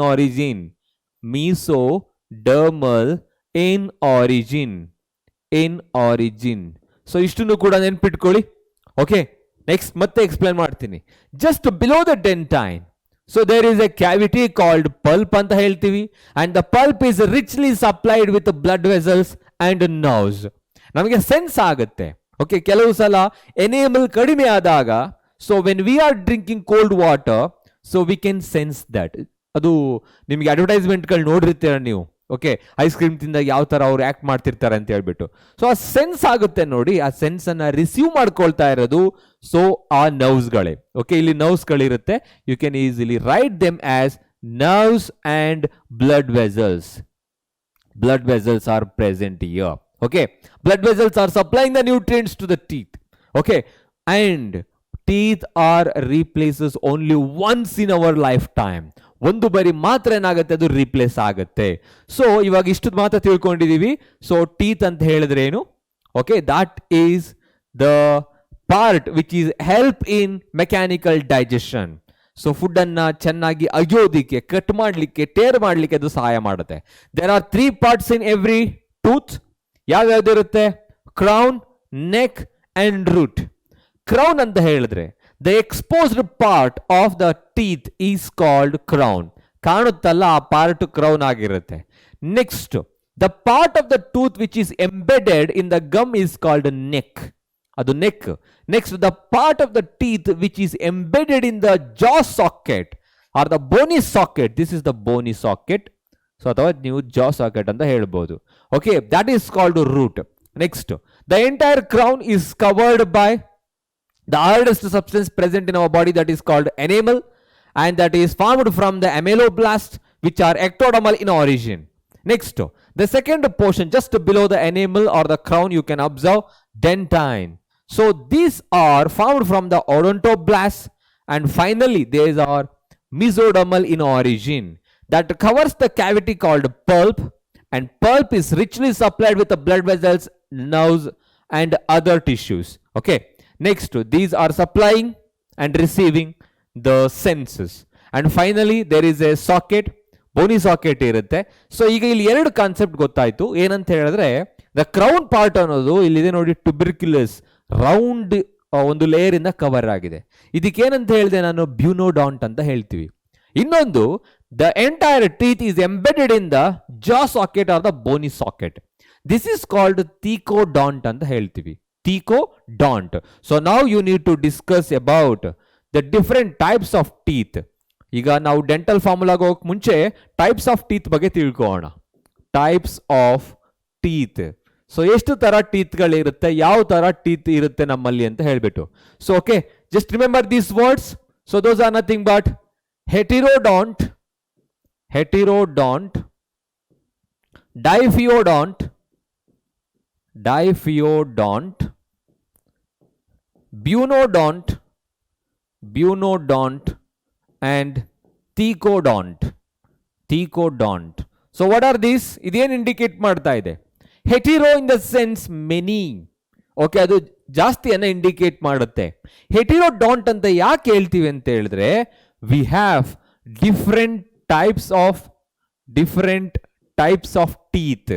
V have different types of teeth. Hence our teeth are heterodont. ಬೇರೆ ಬೇರೆ ತರ ಇರುತ್ತೆ. ಯಾವುದು ಅಂತ ಡಿಸ್ಕಸ್ ಮಾಡೋಣ. ಡೈಫಿಯೋಡಾಂಟ್ ಅಂತ ಬಂದಾಗ, as the name indicates, di, two. Phyodont, it is indicating two sets of teeth present in their lifetime. So we have two sets of teeth. ಎರಡು ಸೆಟ್ ಟೀತ್ ಗಳಿರುತ್ತೆ. ಯಾವುದು ಸರ್ ಅದು? Milky teeth and permanent teeth. Milk teeth and permanent teeth. So deciduous and permanent teeth adult ಅಲ್ಲಿ, ಮತ್ತೆ so ನಾವು ಎಂಗಲ್ಲಿದ್ದಾಗ before 6 years 7 years ಅಲ್ಲಿ ಇದ್ದಾಗ ಇರೋ ಒಂದು ಟೀತ್ ಆಗಿರುತ್ತೆ. ಸೊ ನೆಕ್ಸ್ಟ್ ಬ್ಯೂನೋಡಾಂಟ್ ಅಂತ ಹೇಳಿದ್ರೆ, as I said, so rounded part of the what? Part of the crown. So crown ನ ಮೇಲ್ಭಾಗದಲ್ಲಿ ಒಂದು ಟ್ಯುಬರ್ಕಲ್ಸ್ ಇರುತ್ತೆ. ಸೊ ರೌಂಡೆಡ್ ಕವರಿಂಗ್ ಲೇಯರ್ ಇರುತ್ತೆ. So that is called bunodont. ನಮ್ಮಲ್ಲಿ ಇದೆ ಅದು. ಸೊ ನೆಕ್ಸ್ಟ್ ಇಲ್ಲಿಗೆ ಬಂದಾಗ thecodont, as I said, here our teeth are embedded in the bony socket, that is called jaw socket. Hence that is nothing but thecodont. So here teeth are embedded in the jaw socket. So understood? ನಾಲ್ಕು words ಗಳು ಗೊತ್ತಿರಲಿ ಇವಾಗ. What type of teeth you can mention in human beings? Yes, they are heterodont, diphyodont, bunodont and thecodont. Heterodont ಅಂತ ಹೇಳಿದ್ರೆ we have different types of teeth. Types ಇದು, ಸೆಟ್ಸ್ಗಳಲ್ಲ. ಹಾಗಾಗಿ ಅದನ್ನ ನಾವು ಏನಂತ ಹೇಳ್ತೀವಿ? ಹೆಟಿರೋಡಾಂಟ್. ಇನ್ನು ಡೈಫಿಯೋಡಾಂಟ್ಗೆ ಬಂದಾಗ, as the name indicates, di. So we have two sets of teeth in our lifetime. ಮಾನವನ ಜೀವಿತಾವಧಿಯಲ್ಲಿ ಎರಡು ತರಹದ ಹಲ್ಲುಗಳಿರುತ್ತೆ. So they are irreplaceable. Replace ಮಾಡೋದಕ್ಕಾಗಲ್ಲ. Once the milk teeth are replaced by the permanent teeth, again they are not replaceable, irreplaceable ಅಂತ ಹೇಳ್ತೀವಿ. Next bunodont, there is a covering layer, tubercles, that is nothing but ಬ್ಯೂನೋಡಾಂಟ್ over the crown. And thecodont, here the teeth are embedded in the jaw socket. ನಾವು we need to discuss about this one. Heterodont ಅಂತ ಹೇಳ್ತಾ ಇದ್ದೀವಿ, ಹೆಟಿರೋಡಾಂಟ್. So ಅದಕ್ಕೆ ನಾನು ಹೇಳಿದ್ದು teeth concept ಏನಿದೆ ಇದು ತುಂಬಾ ಇಂಪಾರ್ಟೆಂಟ್ ಆಗುತ್ತೆ ನಿಮ್ಮ ನೀಟ್ ಎಕ್ಸಾಮಿನೇಷನ್ಗೆ. ಹೆಟಿರೋಡಾಂಟ್ ಅಂತ ಹೇಳಿದ್ರೆ ಡಿಫ್ರೆಂಟ್ ಟೈಪ್ಸ್ ಅಂತ, different types of teeth, different types of teeth ಇದೆ. ಸೊ ಅದರಲ್ಲಿ ಇವಾಗ ನಾವು ಡಿಸ್ಕಸ್ ಮಾಡಬೇಕಾಗಿರೋದು ಯಾವ್ಯಾವ ಡಿಫ್ರೆಂಟ್ ಆಗಿರೋದು. So first one is nothing but incisors, incisors, and second one is canines, premolars, and molars, so simple agi letters ಗಳನ್ನ ನೆನಪಿಟ್ಕೊಳ್ಳಿ, I C P M and finally M ಅಂತ ಹೇಳ್ಬಿಟ್ಟು. ಓಕೆ, ಸೊ ಯಾವ್ಯಾವ ತರ teeth ಗಳಿರುತ್ತೆ? incisors, canines, premolars and molars. ಕನ್ನಡದಲ್ಲಿ simple ಇದೆ, ಅದನ್ನ ನೆನ್ಪಿಟ್ಕೊಬಹುದು ನೀವು. ಬಾಚಿಯಲ್ಲು, ಕೋರೆಹಲ್ಲು, ಮುಂದವಡೆ ಹಲ್ಲು ಮತ್ತೆ ದವಡೆ ಹಲ್ಲು ಅಂತ ಹೇಳ್ಬಿಟ್ಟು. ಸೊ ಇಷ್ಟು ನೆನಪಿದ್ರೆ ನಮಗೆ ಆ ಡೆಂಟಲ್ ಫಾರ್ಮುಲಾ ಬರೆಯೋದಕ್ಕೆ ಈಸಿ ಆಗುತ್ತೆ. ಫಂಕ್ಷನ್ಸ್ ಕೂಡ ನೋಡೋಣ ಹಾಗೇನೆ ಏನೇನ್ ಮಾಡುತ್ತೆ ಅಂತ ಹೇಳ್ಬಿಟ್ಟು. ಸೊ ಇನ್ಸಿಸರ್ಸ್ ಅಂತ ಏನಿರುತ್ತೆ, that is helpful for cutting the food ಅನ್ನ ಕಟ್ ಮಾಡೋದಕ್ಕೆ ಸಹಾಯ ಮಾಡುತ್ತೆ. ಹೌದಾ? ಅಂದ್ರೆ ಶಾರ್ಪ್ ಆಗಿರುತ್ತೆ, ಫುಡ್ ಅನ್ನ ಕಟ್ ಮಾಡುತ್ತೆ. ಇನ್ನ ಪಾಯಿಂಟೆಡ್ ಎಂಡ್ ಇರೋ ಟೀತ್ ಯಾವುದು ಅಂತ ಹೇಳಿದ್ರೆ canines. They are nothing but canines. So they are mainly responsible for what? Cutting as well as tearing as well as cutting the teeth, tearing the food ಅಂತ ಹೇಳ್ತೀವಿ. ಈಗ ನಾವೇನಾದ್ರೂ ಒಂದು ಸಬ್ಸ್ಟೆನ್ಸ್ ಅನ್ನ ಕೀಳಬೇಕು ಅಂತ ಹೇಳಿದ್ರೆ, ಓಕೆ, ಏನ್ ಮಾಡ್ತೀವಿ ಯೂಶುವಲ್ ಆಗಿ ಟಿಯರ್ ಮಾಡಬೇಕು ಅಂತ ಹೇಳಿದ್ರೆ, we are not using these incisors, we are using so pointed end. What is that? Teeth, those are commonly known as canines. ಅದನ್ನ ಯೂಸ್ ಮಾಡ್ತೀವಿ. These canines are present more in omnivores as well as in carnivores. ಈಗ ಡಾಗ್ಗಳಾಗಿರ್ಬೋದು ಅಥವಾ Lions, ಟೈಗರ್ಗಳಲ್ಲಿ ಕ್ಯಾನೈನ್ಸ್ ತುಂಬಾ ಉದ್ದವಾಗಿರುತ್ತೆ. Okay, so ಅದಕ್ಕೋಸ್ಕರ ಅದನ್ನ Cannes ಫೆಮಿಲಿಯಾರಿಸ್ ಅಂತ ಹೇಳ್ತೀವಿ dog ಅನ್ನ. ನೆಕ್ಸ್ಟ್ ಪ್ರಿಮೋಲಾರ್ಸ್ಗೆ ಬಂದಾಗ, so these two are mainly responsible for grinding and crushing the food. ಎರಡು ಒಂದೇ ಮೀನಿಂಗ್ ಕೊಡುತ್ತೆ, but remember that. Okay, so these are nothing but the different types of teeth. ನಾವು we need to understand the dental formula. ಅಂದ್ರೆ ಎಷ್ಟು teeth ಇರುತ್ತೆ ನಮ್ಮಲ್ಲಿ, ಯಾವ್ಯಾವ teeth ಎಷ್ಟಿರುತ್ತೆ ಅಂತ ಅರ್ಥ ಮಾಡ್ಕೊಬೇಕು. So that you can observe here. So in your textbook they have given, we are just focusing one part of the lower jaw or one part of the upper jaw while we are writing the dental formula. Dental formula dentition ಬರೆಯುವಾಗ ಒಂದು ಜಾದು ಒಂದು portion ಮಾತ್ರ ನಾವೇನ್ ಮಾಡ್ತೀವಿ, consider ಮಾಡ್ತೀವಿ.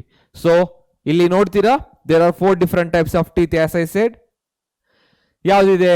ಇನ್ಸಿಸರ್ಸ್ ಇದೆ, canines, premolars and molars. And we are focusing only one portion of the lower jaw or the upper jaw. Okay, there you can observe socket, okay, which are present within the bone. ಅದನ್ನ ಜಾ socket ಅಂತ ಹೇಳ್ತೀವಿ. There these teeth are embedded, ಅಲ್ಲಿ embed ಆಗಿರುತ್ತೆ. So you can observe, we are writing here the dentition or the dental formula in adult ಅಲ್ಲಿ first ತಿಳ್ಕೊಳ್ಳೋಣ. So we are writing as I said upper jaw ಮತ್ತೆ lower ಜಾ ಎಷ್ಟೆಷ್ಟು ಇರುತ್ತೆ ಅಂತ ಹೇಳ್ಬಿಟ್ಟು. ಅಪ್ಪರ್ ಜಾ and the next one is the lower jaw. So now I am writing here. So 4 ತರ ಟೀತ್ ಇರುತ್ತೆ ಎರಡು ಕಡೆನೂ ಕೂಡ. ಸೊ ಯಾವ್ಯಾವುದು? Incisors, canine, premolars and molars. Okay, incisors, canines, premolars and molars. The same thing I am writing here. ಇಲ್ಲೂ ಕೂಡ ಅದನ್ನೇ ಬರೆಯೋಣ. ನೆಕ್ಸ್ಟ್ ಕಂಟಿನ್ಯೂ ಮಾಡೋಣ. Numbers we have to apply they. ಎಷ್ಟೆಷ್ಟು ಇರುತ್ತೆ? ಸೊ ಇನ್ ದ ಅಪ್ಪರ್ ಜಾ, ಮೇಲ್ಭಾಗದ ಜಾ ಅಲ್ಲಿ ಅಂತ ಹೇಳಿದ್ರೆ ದವಡೆಯಲ್ಲಿ ಎಷ್ಟಿರುತ್ತೆ? ಇನ್ಸಿಸರ್ಸ್. Remember these numericals 2 1 2 3 2 1 2 3 2 1 2 3. ಇದಕ್ಕೂ ನಿಮೋನಿಕ್ಸ್ ಬೇಡ, ಈ ತರನೇ ನೆನ್ಪಿಟ್ಕೊಂಡು 2 1 2 3 ಅಂತ ಹೇಳ್ಬಿಟ್ಟು. ಓಕೆ, ನೆಕ್ಸ್ಟ್ ಕಂಟಿನ್ಯೂ ಮಾಡೋಣ. ಈಗ total number of teeth adult ಅಲ್ಲಿ 32 ಬರ್ಬೇಕಲ್ವಾ? ಹೇಗೆ ಬರುತ್ತೆ ಅಂತ ಹೇಳಿದ್ರೆ, remember that we are just counting them. 2 plus 1 plus 2 plus 3. Okay, here also 2 plus 1 plus 2 plus 3 and becomes ಎಷ್ಟಾಗುತ್ತೆ ಇದು? 8. Here also it becomes 8. Okay, as I said, we are just focusing one portion of the lower jaw, one portion of the upper jaw. So ಇನ್ನೊಂದು portion ನ ನಾವು ಬರಿಬೇಕು ಅಂತ ಹೇಳಿದ್ರೆ we need to multiply that. So ಅದನ್ನ multiply ಮಾಡಬೇಕು, multiplied by 2, and finally it becomes 16 and 16. 16 in upper jaw, 16 in lower jaw. If you are good at mathematics, please don't cancel these. Cancel ಮಾಡಿಬಿಟ್ಟು 0 ಅಂತ ಬರೆಯಕ್ಕೆ ಹೋಗ್ಬಿಡಿ. So ಹಾಗಾಗಿ ಇವಾಗ just 32 ಅಂತ ಬರೆಯೋಣ. So what is that? 32 teeth are present in human adults, and this is the dental formula for that. So ಇದನ್ನ ಇದೇ ತರ ನೆನ್ಪಿಟ್ಕೊಬೇಕು. ಇನ್ನ ಎಂಬ್ರಿಯೋ ಅಲ್ಲ, ಯಂಗ್ ಸ್ಟೇಜ್ ಅಲ್ಲಿ ಬಂದಾಗ, ಜುವೆನೈಲ್ ಅಂತ ಹೇಳ್ತೀವಿ, ಆ ಸ್ಟೇಜ್ಗೆ ಬಂದಾಗ ಡಿಸಿಡಿಯಸ್ ಮಿಲ್ಕ್ ಟೀತ್ಗೆ ಅದನ್ನ ಮಿಲ್ಕ್ ಡೆಂಟಿಷನ್ ಅಂತ ಹೇಳೋಣ. ಮಿಲ್ಕ್ ಡೆಂಟಿಷನ್ ನಲ್ಲಿ ಯಾವ ತರ ಇರುತ್ತೆ? The same formula. Okay, so incisor, canines, premolars and molars, ಇದೇ ಫಾರ್ಮುಲಾ ಹಾಕ್ತೀರಾ. But there you are writing the numbers like this: 2102, 2102. Sir ಏನಿದು? Again, here premolars are absent. What is that? Premolars are absent. So you can write 2102. ಮತ್ತೆ count ಮಾಡಬೇಕು.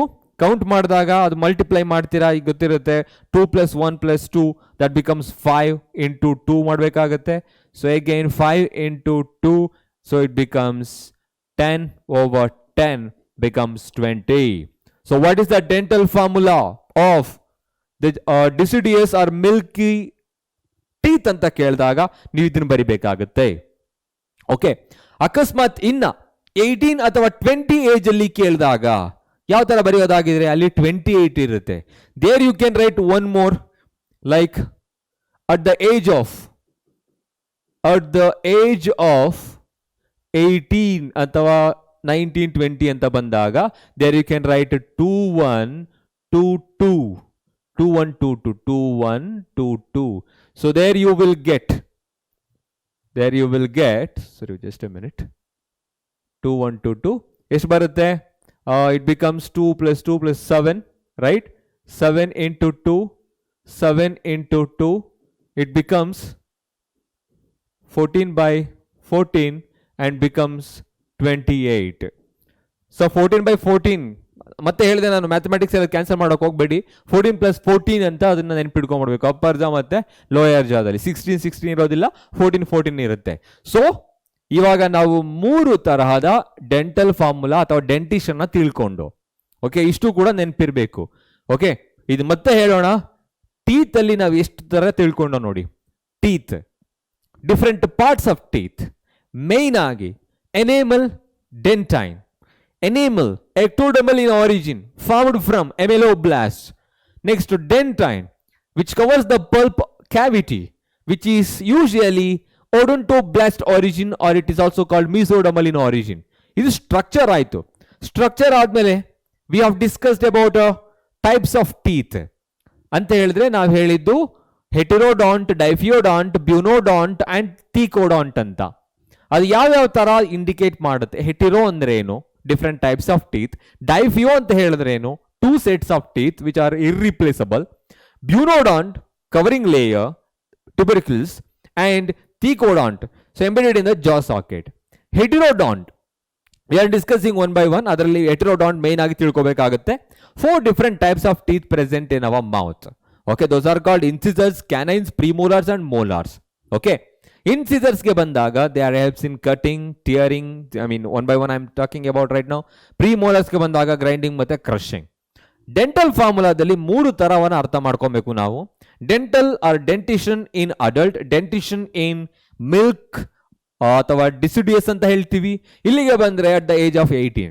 So upper jaw, lower jaw, we are writing these encoding right here ICPM M ಅಂತ.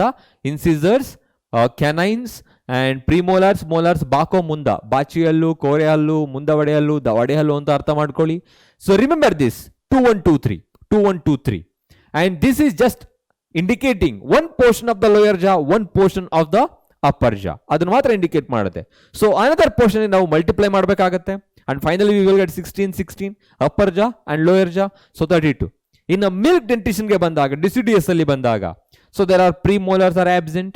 Okay, so ಇಲ್ಲಿ ಏನಾಗುತ್ತೆ 20 ಮಾತ್ರ ಇರುತ್ತೆ.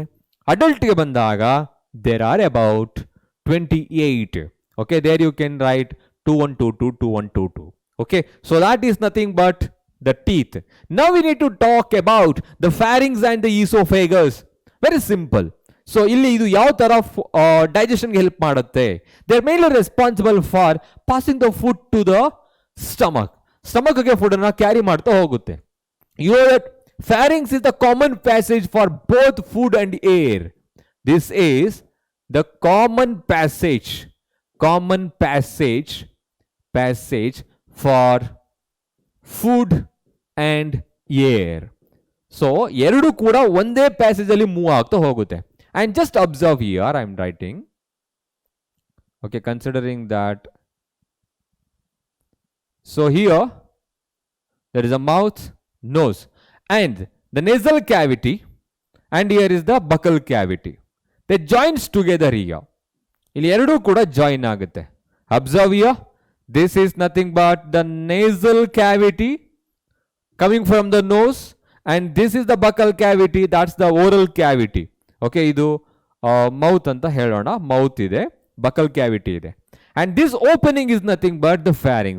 ಇಲ್ಲಿ pharynx ಇದೆ. Okay, so ಅಲ್ಲಿ ನಾವು ಇವಾಗ ಎರಡು ತರ ನೋಡಬಹುದು. ಒಂದೇನಪ್ಪ ಅಂತ ಹೇಳಿದ್ರೆ the nasal chamber or the duct of the nose which connects the pharynx is called nasopharynx ಅಂತ ಹೇಳ್ತೀವಿ, nasopharynx. Likewise, the duct or the opening of the mouth to the pharynx, that is nothing but oropharynx. Okay, next, as I said, this is the common passage for both food and air. ಎರಡಕ್ಕೂ ಒಂದೇ ಜಾಗ ಇರುತ್ತೆ. But you know that while we are having the food, the trachea is also called windpipe, that should be covered with a cartilaginous flap that is called epiglottis. So ಈಗ ಇಲ್ಲಿ ಎರಡು layer ಇದೆ ಅಂತ ಹೇಳಿದ್ರೆ, ಓಕೆ, ಎರಡು tube ಇದೆ. Now it's diverting like this. ಈ ತರ ಡೈವರ್ಟ್ ಆಗ್ಬೇಕದು. ಒಂದು ಟ್ರೇಕಿಯಾ ಆಗುತ್ತೆ, ಇನ್ನೊಂದು ಈಸೋಫೇಗಸ್ ಆಗುತ್ತೆ. And here you can observe there is a cartilaginous flap. This flap is nothing but epiglottis ಅಂತ ಹೇಳ್ತೀವಿ. That prevents the entry of the food and air into the trachea. ಒಳಗಡೆ ಹೋಗದೆ ಇರೋ ತರ ಅದು ಪ್ರಿವೆಂಟ್ ಮಾಡುತ್ತೆ. Okay, so that leads into esophagus. Understood? So pharynx is what? Pharynx is the common passage for both food and air, present in the neck region, and that receives both the nose as well as the buccal cavity ducts. ಎರಡು ಕೂಡ open ಆಗುತ್ತೆ. The opening of the nose in the pharynx is called nasopharynx, and the opening of the buccal cavity or the oral cavity in the pharynx is nothing but oropharynx. Okay, oral cavity ಅಲ್ಲಿ open ಆಗ್ತಿದೆ ಅಂತ ಅರ್ಥ. ಇನ್ನು esophagus ಬಂದ್ರೆ it's a long thin tubular part of the alimentary canal which extended downwards through the, what is this, thorax ಇಂದ ಏನಾಗುತ್ತೆ, downward ಗೆ extend ಆಗುತ್ತೆ. And finally just below the diaphragm that connects to the stomach, ಅದು stomach ಗೆ connect ಆಗುತ್ತೆ. And you know that it's very important, it is usually made up of ಯಾವ್ದ್ರಿಂದ ಆಗಿರುತ್ತೆ, goblets of cells ಅಂತ ಹೇಳ್ತೀವಿ. ಅಂದ್ರೆ ಇಲ್ಲಿ goblet cells ಗಳಿರುತ್ತೆ. Okay, these cells are mainly responsible for producing some mucus, and that mucus that facilitates the movement of the bolus towards the what? Stomach. So bolus movement ke sahaya ಮಾಡುತ್ತೆ. So you can observe there is a rhythmic contraction and relaxation of the muscles. This movement is commonly called peristalsis. Okay, peristalsis ಅಂತ ಹೇಳ್ತೀವಿ. Next ಅದಾದ್ಮೇಲೆ ಡಿಗ್ಲೂಟಿಷನ್ ಅಂತ ಹೇಳಿದ್ರೆ movement of the food through the oesophagus. So ಅಲ್ಲಿ food swallow ಆಗುತ್ತಲ್ಲ, ಅದನ್ನ ಡಿಗ್ಲೂಟಿಷನ್ ಅಂತ ಹೇಳ್ತೀವಿ. ಸೊ ಈ ಫುಡ್ಗೆ ಬೋಲಸ್ ಅಂತ ಹೇಳ್ತೀವಿ. ಬೋಲಸ್ ಅಂತ ಹೇಳಿದ್ರೆ ಸೆಮಿ ಪೇಸ್ಟ್ ಲೈಕ್ ಫುಡ್ ಅಂತ. ಈಗ ಚೆನ್ನಾಗಿ ಅಗದ ಮೇಲೆ ಏನಾಗಿರುತ್ತೆ, ಪೇಸ್ಟ್ ತರ ಆಗಿರುತ್ತೆ. So that is called bolus. Once that reaches the stomach, chemical ಜೊತೆ ಕಂಬೈನ್ ಆಗಿ ಏನಾಗುತ್ತೆ, ದಟ್ ಬಿಕಮ್ಸ್ ದ ಕೈಮ್, ಅದು ಕೈಮ್ ಆಗಿ ಕನ್ವರ್ಟ್ ಆಗುತ್ತೆ. Okay, so that is nothing but pharynx and oesophagus I guess. Next stomach ಅನ್ನು ನೋಡೋಣ. Position ಮತ್ತೆ parts ಗಳು ತುಂಬಾನೇ ಇಂಪಾರ್ಟೆಂಟ್ ಆಗುತ್ತೆ. ಸೊ ಎಲ್ಲ ಸಿಂಪಲ್ ಆಗಿರೋ ಕ್ವಶನ್ಸ್ಗಳು. We need to discuss lot and lot in the upcoming slides. Okay, now we are just discussing about the part, right? Not about the glands. ಇನ್ನು ಪಾರ್ಟ್ ಅಲ್ಲ ಇದೀವಿ, ಎಲಿಮೆಂಟ್ರಿ ಕೆನಾಲ್ ಇದೀವಿ, glands ಹೋಗ್ಬೇಕು. So stomach ಅಂತ consider ಮಾಡಿದ್ರೆ you know that oesophagus ಇಲ್ಲಿದೆ. Oesophagus that connects to a J-shaped muscular organ that is called stomach. J-shaped muscular organ that is called stomach. Okay, now the main function of the stomach is to store the food temporarily. ಇದು food ಅನ್ನು store ಮಾಡುತ್ತೆ. Okay, so ಎಲ್ಲಿ ತನಕ ಮಾಡುತ್ತೆ? Stores the food for about 4 to 5 hours. 4 to 5 hours ಅಲ್ಲಿ food store ಆಗುತ್ತೆ. And this is the place where the chemical digestion actually starts. ಮೌತಲ್ಲೇ ಶುರು ಆಗಿರುತ್ತೆ, ಬಟ್ ನೀವು ಡೈರೆಕ್ಟ್ ಆಗಿ ಹೇಳ್ಬೋದು protein digestion starts. Okay, this is the site where the protein digestion starts. Okay, ಇಲ್ಲಿಂದ ಶುರು ಆಗುತ್ತೆ. ಪಾಯಿಂಟ್ಸ್ಗಳು ನೆನಪಿರಲಿ. ನೆಕ್ಸ್ಟ್ ಅದಾದ್ಮೇಲೆ it has number of folding, or it may be the cells which is present in the inner wall of the stomach. They are commonly called rugae. So ಇಲ್ಲಿ infolded structures ಗಳಿರುತ್ತೆ, ಅದು next ಹೇಳೋಣ. Infolded structures present within the stomach, they are called rugae, or you can say they are made up of gastric glands. So gastric glands present in the inner lining, of the stomach. Okay, so now observe, stomach is situated just below the diaphragm. Diaphragm ನ ಕೆಳಭಾಗದಲ್ಲಿ ಕಂಡು ಬರ್ತಾ ಹೋಗುತ್ತೆ. Diagram ಬರೆದಾಗ ನಿಮಗೆ ಗೊತ್ತಾಗಿರುತ್ತೆ. So ಯಾವ portion ಅಲ್ಲಿ ಕಂಡು ಬರುತ್ತೆ? Just is present in the left side of the abdominal cavity. So ಬಾಡಿಯನ್ನು ಡಿವೈಡ್ ಮಾಡಬೇಕಾದ್ರೆ ಹೆಡ್, ಥೊರಾಕ್ಸ್, ಅಬ್ಡಮನ್ ಅಂತ ಹೇಳ್ತೀವಿ. ಟೈಲ್ ಇಲ್ಲ ನಮ್ಮಲ್ಲಿ, ಹಾಗಾಗಿ ಅದು ಲಿಮ್ಸ್ ಅಂತ ಡೈರೆಕ್ಟ್ ಆಗಿ ಹೇಳ್ಬಿಡ್ತೀವಿ. ಈ ಅಬ್ಡಾಮಿನಲ್ ಕ್ಯಾವಿಟಿಯಲ್ಲಿ upper portion of the abdominal cavity is covered, that contain these parts like liver as well as the stomach. ಇಷ್ಟೇ ಇರುತ್ತೆ. ಸ್ಟಮಕ್ ಹ್ಯಾಸ್ ಡಿಫರೆಂಟ್ ರೀಜನ್ಸ್, ಇದರಲ್ಲೂ ಕೂಡ ಡಿಫರೆಂಟ್ ರೀಜನ್ಸ್ ಗಳಿರುತ್ತೆ. The opening of the oesophagus into the stomach. So there you can observe there is a muscular flap. ಇಲ್ಲೊಂದು flap ಇರುತ್ತೆ, valve ಇರುತ್ತೆ, that prevents the entry. Prevent ಅಂತ ಹೇಳಿದ್ರೆ regulating the entry of the food into the stomach. So that is nothing but gastroesophageal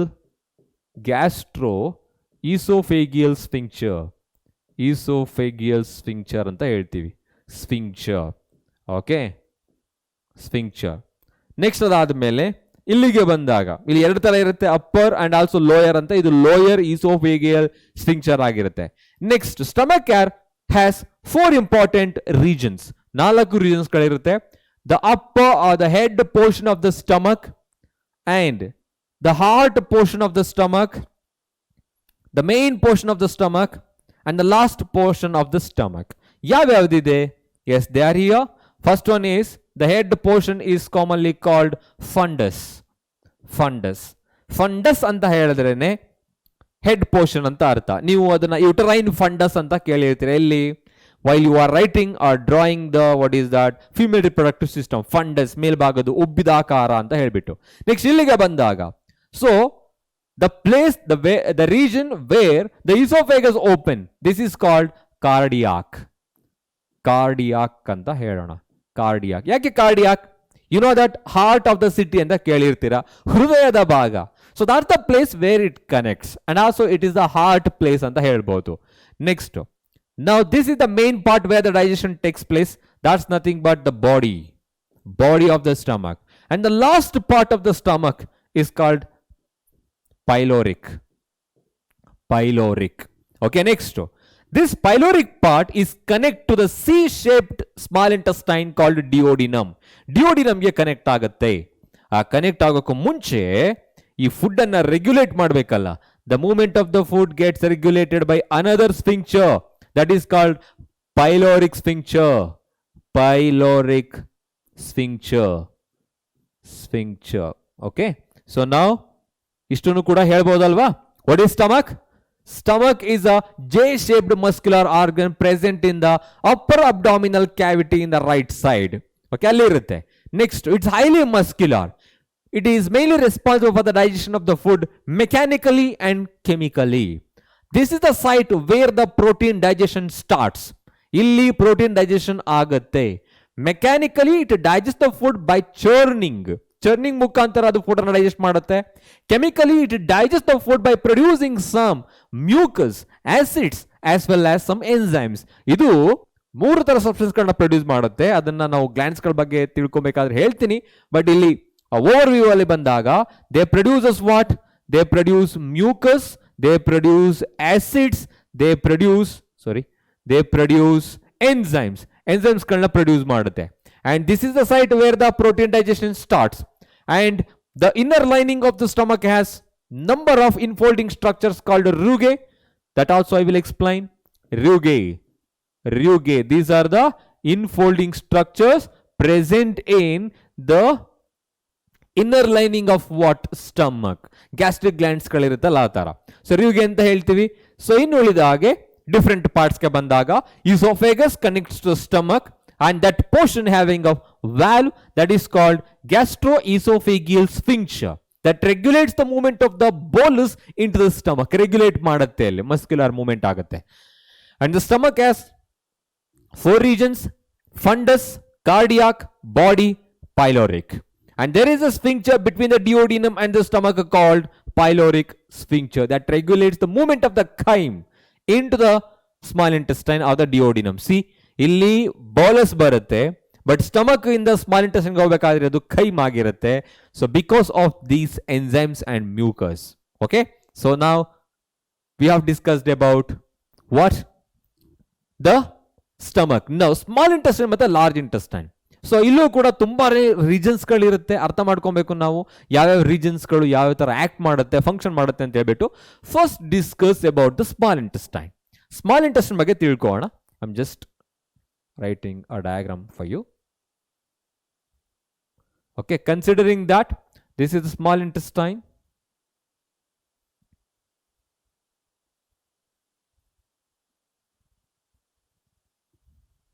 Okay, illondu small intestine ide.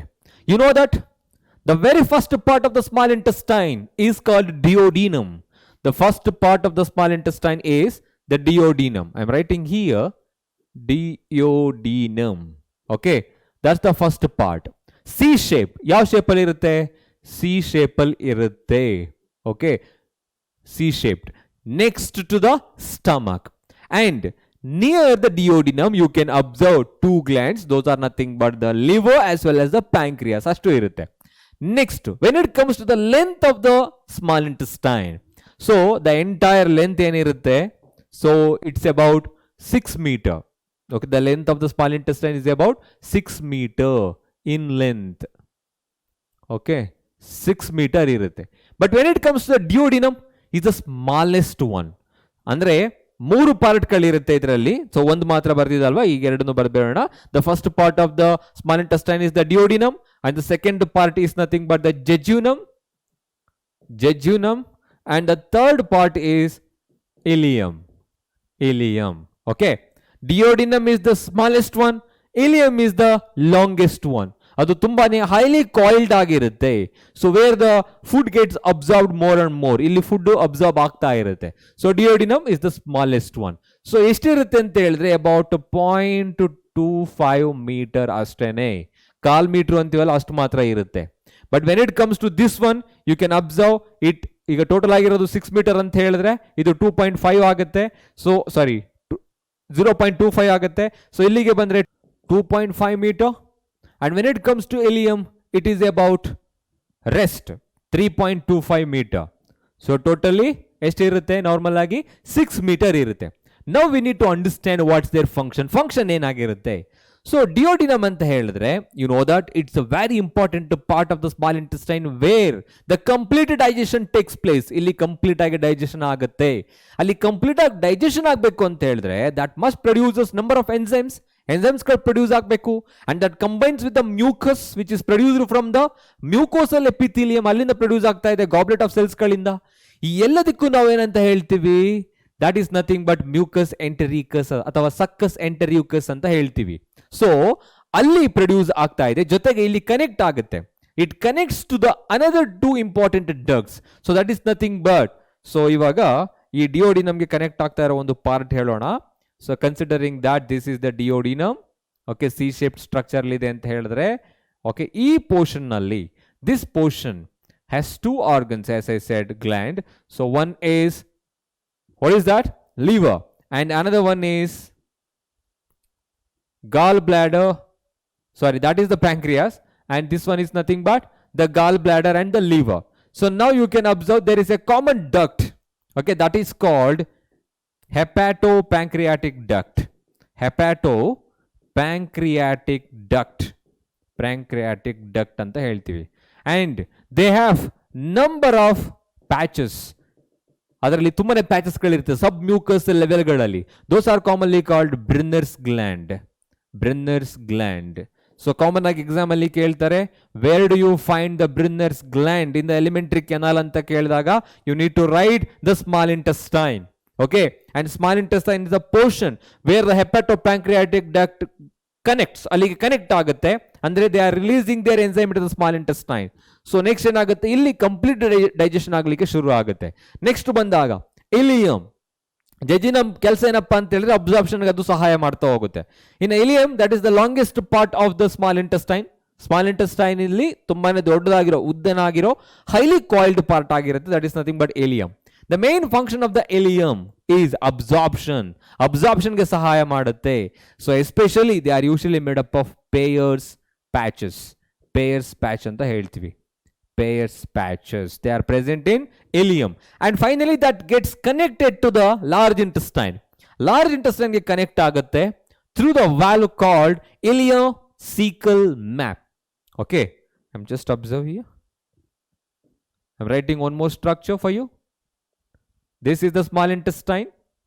Okay, small intestine illide and it's get connected to the large intestine like this. Illondu large intestine ide and you can observe structure. Okay, itara small intestine, that is called the ileum part of the small intestine, gets connected to the large intestine. So this portion, you know, that portion is called ileocecal valve. Ileocecal valve. So ಯಾಕೆ ಇದು ileocecal valve ಅಂತ ಹೇಳ್ತೀವಿ ಅಂತ ಹೇಳಿದ್ರೆ, here there is a blind sac. Here there is a blind sac present. The first part of the large intestine, that is called cecum. That's called cecum or CK ಅಂತ ಹೇಳ್ತೀವಿ, cecum. Okay, there you can observe number of symbiotic bacteria. ಅಲ್ಲಿ ಬೇಕಾದಷ್ಟು symbiotic bacteria ಇರುತ್ತೆ. They are mainly responsible for providing the vitamin B12. Absorption ಗೆ ಅದು ಸಹಾಯ ಮಾಡುತ್ತೆ. And here you can observe there is a finger like projections from the CK or cecum, which is vestigial in nature, rudimentary in nature. Vestigial organ ಅಂತ ಹೇಳ್ತೀವಿ. There is no function right now, but this particular part, due to the infection, that may cause appendicitis. ಇದರಿಂದ ಒಂದು ರೋಗ ಬರಬಹುದು. ಓಕೆನಾ? So ಅಂದ್ರೆ inflammation of the ಸೀಕಮ್ ಅಂತ ಹೇಳ್ತೀವಿ ನಾವು ಅದನ್ನ, ಅಥವಾ ವರ್ಮಿಫಾರ್ಮ್ ಅಪೆಂಡಿಕ್ಸ್ ಅಂತ. So this portion is called what? Vermiform appendix. Okay, so just small intestine ಮಾತ್ರ ಫೋಕಸ್ ಮಾಡಿ. ಇವಾಗ small intestine is there are three main regions. Okay, the total length of the small intestine is about 6 meter in length. 6 meter ಇರುತ್ತೆ. ಮೂರು regions ಗಳು ಯಾವ್ಯಾವುದು? Duodenum is the shortest one, middle one is the jejunum, and the longest one, the last part of the small intestine, is nothing but the ileum. Okay, next ileum ಬಂದಾಗ duodenum, it's the shortest one, C-shaped, and it gets connected to the hepatico-pancreatic duct or hepatopancreatic duct, which are coming from the pancreas as well as the liver.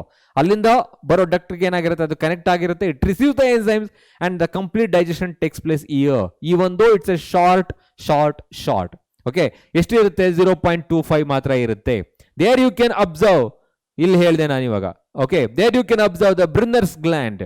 ಅಲ್ಲಿ Brunner's ಗ್ಲ್ಯಾಂಡ್ಗಳಿರುತ್ತೆ that produces the mucus as well as the enzymes. Next part jejunum ಇರುತ್ತೆ. ಇಲಿಯಂಗೆ ಬಂದಾಗ the main part, I mean ತುಂಬಾನೇ ಉದ್ದವಾಗಿರೋ part ಆಗಿರುತ್ತೆ. So ಅಲ್ಲಿ water absorption ಆಗಿರುತ್ತೆ, ವಿಟಮಿನ್ B12 ಅಬ್ಸಾರ್ಪ್ಷನ್ ಆಗ್ತಾ ಹೋಗುತ್ತೆ, ಜೊತೆಗೆ ಪೇರ್ಸ್ ಪ್ಯಾಚ್ ಇರುತ್ತೆ. ಇದನ್ನೇ ಕೇಳೋದು, ಪೇರ್ಸ್ ಪ್ಯಾಚ್ ಎಲ್ಲಿ ಇರುತ್ತೆ, ಬ್ರುನ್ನರ್ಸ್ ಗ್ಲ್ಯಾಂಡ್ ಎಲ್ಲಿ ಇರುತ್ತೆ, ಕ್ರಿಪ್ಟ್ಸ್ ಆಫ್ ಲೆಬಿರ್ಕಿನ್ ಎಲ್ಲಿ ಇರುತ್ತೆ, ಓಕೆ, ಸ್ಫಿಂಕ್ಚರ್ಸ್ ಆಫ್ ಆರ್ಡಿ ಎಲ್ಲಿ ಇರುತ್ತೆ, ಸಿಸ್ಟ್ ಗ್ಲ್ಯಾಂಡ್ ಎಲ್ಲಿ ಇರುತ್ತೆ. ಈ ತರ ಎಲ್ಲ ಆರ್ಗನ್ಸ್ಗಳು ಮತ್ತೆ ಸ್ಟ್ರಕ್ಚರ್ಗಳು ಗೊತ್ತಿರಬೇಕು ನಮಗೆ. ಓಕೆ, ನೆಕ್ಸ್ಟ್ ಇಲ್ಲಿಗೆ ಬಂದಾಗ, so ileum, the last part of the small intestine, gets connected to the large intestine. That portion is commonly called ileocecal valve. ಅದನ್ನ ileocecal valve ಅಂತ ಹೇಳ್ತೀವಿ. So cecum is the first part of the large intestine. There you can observe there is a finger like projection from the cecum, is called vermiform appendix. It's a vestigial organ. Okay, next inside this, I mean that is the blind sac, as I said, cecum. There are many bacteria are present. They are mainly responsible for providing the water, so the nutrients in the form of vitamins. Absorption ಗೆ ಇದು ಸಹಾಯ ಮಾಡುತ್ತೆ. Symbiotic microorganisms ಗಳಲ್ಲಿ ಇರುತ್ತೆ. ಏನಿದು small intestine ಆಯಿತು. When it comes to the large intestine, so simple ಆಗಿ ತಿಳ್ಕೊಳ್ಳೋಣ. Just writing here. Okay, so ಈಗ ಲಾರ್ಜ್ ಇಂಟೆಸ್ಟೈನ್ ಅಂತ ಹೇಳಿದ್ರೆ ಎಷ್ಟು ದೊಡ್ಡದಾಗಿರ್ಬೋದಾಗಿದ್ರೆ ಇದು? Actually the length is very less, but the width is more when compare to the small intestine. Okay, observe, this is the large intestine, and as I said, the small intestine gets connected here. Illi connect agirutte. Okay, now over this, the contractile muscles are present. Contractile muscles are present here. Let me label different parts. Bere parts kalirutte. Okay, yav parts irutte? The very first part is, as I said, that's the blind sac of the large intestine called cecum. That is called cecum. Okay, sorry, cecum. Okay, next adadmele, just in front of the cecum there you can observe finger like projections called vermiform appendix. Vermiform appendix. So this is usually, as I said, vestigial in nature. Vestigial, rudimentary. ಹಿಂದೆ ಇದ್ರ function ಇತ್ತು, ಇವಾಗ function ಇಲ್ಲ. ಯಾಕೆಂತ ಹೇಳಿದ್ರೆ we use to get the food directly from the plants. So ನಾವಾಗ plant product ಅನ್ನು direct ಆಗಿ ತಿಂತಾ ಇದ್ದೋ. ಸೆಲ್ಯುಲೋಸ್ ಸಬ್ಸ್ಟೆನ್ಸ್ ಡೈಜೆಸ್ಟ್ ಮಾಡಲಿಕ್ಕೆ ನಮ್ಮ ಹತ್ರ ವರ್ಮಿಫಾರ್ಮ್ ಅಪೆಂಡಿಕ್ಸ್ ಇತ್ತು. ಬಟ್ ಇವಾಗ ಏನಾಗಿದೆ, that particular part gets reduced because we started to eat both plant things as well as animal things. Okay, so ಅಂದ್ರೆ ಕ್ಯಾಟಲ್ಸ್ ಅಲ್ಲಿ ದೊಡ್ಡದಾಗಿರುತ್ತೆ ಅದು. ನೆಕ್ಸ್ಟ್ ಇಲ್ಲಿಗೆ ಬಂದಾಗ, as I said, this a particular aperture or the structure is called ileocecal valve. There are 4 regions, so those are nothing but, we are just writing like this. So this is nothing but ascending part, right? Ascending,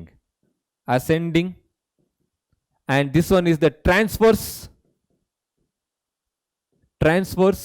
and this is the descending, and one more part is there which is S in shape more or less, that is nothing but sigmoid. So remember, the entire large intestine is also called colon. ಇದನ್ನ colon ಅಂತ ಹೇಳ್ಬೋದಲ್ವಾ, colon ಅಂತ ಹೇಳ್ತೀವಿ. So ಹಾಗಾಗಿ 4 portion ಇದೆ. ಆ 4 ಪೋರ್ಷನ್ಗಳು ಯಾವ್ಯಾವುದು? Ascending colon, okay, which is moving upward. Transverse colon, transversely it is running. Descending colon running downwards, and sigmoid, S-shaped curvature you can observe. ಅಲ್ಲಿ curvature ಇರುತ್ತೆ ಅಂತ ಅರ್ಥ. And you can observe here is a rectum ಇರುತ್ತೆ. So where the fecal matter stores temporary ಆಗಿ ಏನಾಗುತ್ತೆ, fecal matter store ಆಗುತ್ತೆ. And the anus, the opening of the alimentary canal. So last part ಅಲ್ಲಿ posterior part ಅಂತ ಹೇಳ್ತೀವಿ. So where the faecal matter gets eject ಆಗುತ್ತೆ. ಆದ್ರೆ eject ಆಗೋಕ್ಕೂ ಮುಂಚೆ ಅವಾಗಲೇ ಹೇಳಿದಾಗೆ ಕೆಲವು ಸ್ಫಿಂಕ್ಚರ್ಸ್ ಗಳಿರುತ್ತೆ. ಸೊ ಮಸ್ಕ್ಯುಲರ್ ಫ್ಲಾಪ್ಗಳಿರುತ್ತೆ. They are regulating the movement of all the substances in our gut, maintain ಮಾಡ್ತಾ ಇರುತ್ತೆ. ಸೊ ಇಲ್ಲೂ ಕೂಡ ಒಂದು ಸ್ಫಿಂಕ್ಚರ್ ಇರುತ್ತೆ, ಎಕ್ಸ್ಟರ್ನಲ್ ಮತ್ತೆ ಇಂಟರ್ನಲ್ ಸ್ಫಿಂಕ್ಚರ್ ಅಂತ ಹೇಳ್ತೀವಿ. ಬಟ್ ಮೇನ್ ಆಗಿ involuntary sphincter, so that is nothing but internal anal sphincter ಅಂತ ಹೇಳ್ತೀವಿ. And this is nothing but IIS. ಇದು ಕೂಡ IIS ಅಂತ ಶಾರ್ಟ್ ಫಾರ್ಮ್ ಅಲ್ಲಿ ಹೇಳ್ತೀವಿ. Understood? Now let me explain ಎಲ್ಲಿ ಏನೇನಾಗುತ್ತೆ, ಯಾವ್ಯಾವ ಪಾರ್ಟ್ ಇದೆ ಅಂತ. Large intestine is the last part of the digestive system where the water gets absorbed. ಇಲ್ಲಿ ವಾಟರ್ ಏನಾಗುತ್ತೆ, ಅಬ್ಸಾರ್ಬ್ ಆಗುತ್ತೆ. ಓಕೆ, ಸೊ ಮೇನ್ ಆಗಿ ಇಲ್ಲಿ when we take the entire large intestine, you can observe 4 regions, 4 regions ಗಳಿದೆ. ascending, transverse, descending and sigmoid colon ಅಂತ ಹೇಳ್ತೀವಿ. Next ಇಲ್ಲಿ ಇಲಿಯೋಸೀಕಮ್ valve ಇರುತ್ತೆ. and here is the blind sac where you can observe large number of symbiotic microorganisms. there you can observe symbiotic microbes. They are mainly responsible for absorption of vitamin B12 or B. Okay, next ಇಲ್ಲಿಗೆ ಬಂದಾಗ, so finger like projections called vermiform appendix, that's the vestigial organ, and there is no function right now for that, but the inflammation of this particular part that may leads to appendicitis ಗೆ ಅದು lead ಆಗೋ chances ಇರುತ್ತೆ. that's the small intestine and large intestine. ಅರ್ಥ ಆಗಿರ್ಬೇಕಲ್ಲ? so the small intestine and this one is the large intestine. now let's understand the small intestine part. The inner wall of the small intestine ಏನಿರುತ್ತೆ? Observe here, there are many finger-like projections in the inner lining of the small intestine. So those are called villi. What is that? Villi. Their main function is increases the surface area. ಅದು ಸ್ವಲ್ಪ surface ಏರಿಯಾವನ್ನ ಜಾಸ್ತಿ ಮಾಡಿರುತ್ತೆ. So ಹಾಗಾಗಿ I am just writing here increases the surface area for the absorption. Surface area for the ಅಬ್ಸಾರ್ಪ್ಷನ್ಗೆ surface ಏರಿಯಾವನ್ನ ಜಾಸ್ತಿ ಮಾಡಿರುತ್ತೆ. ಅದನ್ನ ಬಿಟ್ರೆ there are many brush bordered small cells are present, microscopic cells are present. So those are commonly called microvilli. They contain what? microvilli. They present like this. So usually they have a brush bordered structure. So this is nothing but enterocyte. Okay, ಈ ತರ ಇರುತ್ತೆ. So ಹಾಗಾಗಿ brush bordered epithelial cells are present in the small intestine. columnar epithelial ಅಂತ cuboidal ಗೆ ಬಂದಾಗ, so we have studied that is present in proximal convoluted tubule. brush bordered cuboidal present in proximal convoluted tubule of the nephron. So brush bordered columnar epithelial tissue present in a what? So usually in the small intestine, especially in the form of villi, microvilli. Next ಇಲ್ಲಿಗೆ ಬಂದಾಗ ಲ್ಯಾಕ್ಟೀಲ್, ಮತ್ತೆ explain ಮಾಡ್ಬೇಕು ನಾನು ಇದನ್ನ, ಆಮೇಲೆ ಹೇಳ್ತಾ ಹೋಗ್ತೀನಿ. ಲ್ಯಾಕ್ಟೀಲ್ ಇದೆ. This is the largest lymphatic vessels. ಇಲ್ಲಿ ಸ್ಮಾಲ್ ಇಂಟೆಸ್ಟೈನ್ ಅಲ್ಲಿ ಮಾತ್ರ ಹೇಳ್ತಾ ಇರೋದು ನಾನು. Largest lymph vessel in the small intestine. Next capillaries ಇರುತ್ತೆ, mainly responsible for the absorption of water and ions and digested food absorb ಮಾಡ್ಕೊಳ್ಳುತ್ತೆ. arteries ಕೂಡ crypts of Lieberkühn. Okay, so these are usually formed from the mucosa ಏನಿರುತ್ತೆ ಅಲ್ಲಿಂದ form ಆಗಿರುತ್ತೆ. as I said, some of the ridges enfolding structures present in stomach and small intestine. ಅದು goblet cells ಗಳಾಗಿ form ಆಗುತ್ತೆ, ರ್ಯೂಗೆ ಇನ್ stomach ಆಗುತ್ತೆ. But ಇಂಟೆಸ್ಟೈನ್ಗೆ ಬಂದಾಗ ಅದೇನಾಗಿರುತ್ತೆ, usual ಆಗಿ ಕ್ರಿಪ್ಟ್ಸ್ of Lieberkuhn ಆಗಿರುತ್ತೆ, ಇನ್ನು ವೈನ್ಸ್ ಗಳಿರುತ್ತೆ. So small intestine and large intestine and the villi I have explained the surface that looks like this one. So ಇಲ್ಲಿ ದೊಡ್ಡದಾಗಿ ಕಾಣ್ತಾ ಇರೋ ಯೆಲ್ಲೋ ಕಲರ್ ಇದೆಯಲ್ಲ, ಅದು lacteal, that is commonly known as lymph vessel. Okay, that absorbs the fat ಅನ್ನು ಅದು absorb ಮಾಡ್ಕೊಳ್ಳುತ್ತೆ, fat absorb ಮಾಡೋದಕ್ಕೆ ಸಹಾಯ ಮಾಡುತ್ತೆ. ಇನ್ನು ಕ್ಯಾಪಿಲರೀಸ್ ಮತ್ತೆ ಆರ್ಟರೀಸ್ ಮತ್ತೆ ವೈನ್ಸ್ಗಳು, they are mainly responsible for what? Absorbing the other nutrients. Now let's discuss about the layers of gut. Layers of gut ಅಂತ ಹೇಳಿದ್ರೆ ಎಲಿಮೆಂಟರಿ ಕೆನಾಲ್. ಈ entire alimentary canal from the oesophagus till the end of the anus, ಅಲ್ಲಿ ಯಾವ್ಯಾವ layers ಗಳಿರುತ್ತೆ? The entire alimentary canal is made up of 4 important layers. 4 layers ಗಳಿರುತ್ತೆ. So those are called layers of serosa, muscularis, I'm just writing here, it is a muscularis, okay, and the next one is the submucosa and the mucosa. You can observe, we can take from inner to outer, okay, ಒಳಭಾಗದಿಂದ ಹೊರಭಾಗಕ್ಕೆ ತೆಗೆದುಕೊಳ್ಳೋಣ. There is a lumen, there is a cavity where the food travels. This cavity is commonly called lumen. So ಅಲ್ಲೊಂದು lumen ಇರುತ್ತೆ, ಆ ಕ್ಯಾವಿಟಿಯಲ್ಲೇ food ಏನಾಗೋದು digest ಆಗೋದು, ಮತ್ತೆ ಅಲ್ಲಿಂದಾನೆ so that can pass us to the next different part of the alimentary canal. Next, the innermost layer of the lumen or the gut, you can say, that is nothing but the mucosa. ಆ ಲೇಯರ್ಗೆ ಏನಂತ ಹೇಳ್ತೀವಿ ನಾವು, ಮ್ಯೂಕೋಸಾ ಅಂತ ಹೇಳ್ತೀವಿ. Okay, next ಅದಾದ್ಮೇಲೆ the second innermost layer is nothing but the submucosa. What is that? Submucosa. Next, inner circular and outer longitudinal, sorry, this is the longitudinal, outer and inner, ಉಲ್ಟಾ ಬರ್ದಿದ್ದೀನಿ but ಅರ್ಥ ಆಗುತ್ತೆ ಅನ್ಕೊಂಡಿದ್ದೀನಿ ಇವಾಗ. ನೆಕ್ಸ್ಟ್ ಅದಾದ್ಮೇಲೆ ಸೆರೋಸಾ. ಇಷ್ಟು ಪಾರ್ಟ್ಸ್ಗಳು function ಅರ್ಥ ಆಗಿರ್ಬೇಕು ನಮಗೆ. ಸೊ ಫಸ್ಟ್ ನೋಡಿ, outer most part of the gut is nothing but the serosa. So that is usually made up of mesothelium. So mesothelium anta helidre enu? So you know that endothelium anta kelirtira, mesothelium antanu kuda kelirtira. So these are the type of connective tissues, these are the type of epithelial tissue which are mainly covering most of the visceral organs, which covers most of the visceral organs. So visceral organs ಗಳನ್ನ ಏನ್ ಮಾಡಿರುತ್ತೆ, ಅದು cover ಮಾಡಿರುತ್ತೆ. And also there you can observe connective tissue over it. ಅದರ ಮೇಲ್ಭಾಗದಲ್ಲಿ connective tissues ಗಳು ಕೂಡ ಇರುತ್ತೆ. ಕನೆಕ್ಟಿವ್ ಟಿಶ್ಯೂಸ್ ಎಲ್ಲಿ? ಸೆರೋಸದ ಮೇಲ್ಭಾಗದಲ್ಲಿ. Okay, that is the outermost one. But when it comes to the second one, ನೋಡಿ ಈಗ ಇಲ್ಲಿ ಎರಡು ಲೇಯರ್ಸ್ ಗಳು ಗೊತ್ತಾಗ್ತಾ ಇದೆ ನಿಮ್ಗೆ. Okay, there are two layers. One is the outer longitudinal and the inner circular muscularis ಅಂತ ಹೇಳ್ತೀವಿ. Okay, so which are usually made up of loose connective tissues. Okay, loose connective tissues. Okay, and now observe, there are two layers are present, but in some regions of the alimentary canal, some part they contain 3 layers of the muscularis. 3 layers ಗಳಿರುತ್ತೆ. So example, ಇಲ್ಲಿ ಈಗ 2 layer ಗಳಿದೆ. So ಒಂದು, okay, outer longitudinal, okay, and second one is nothing but what? The inner circular muscular layer anta heltivi.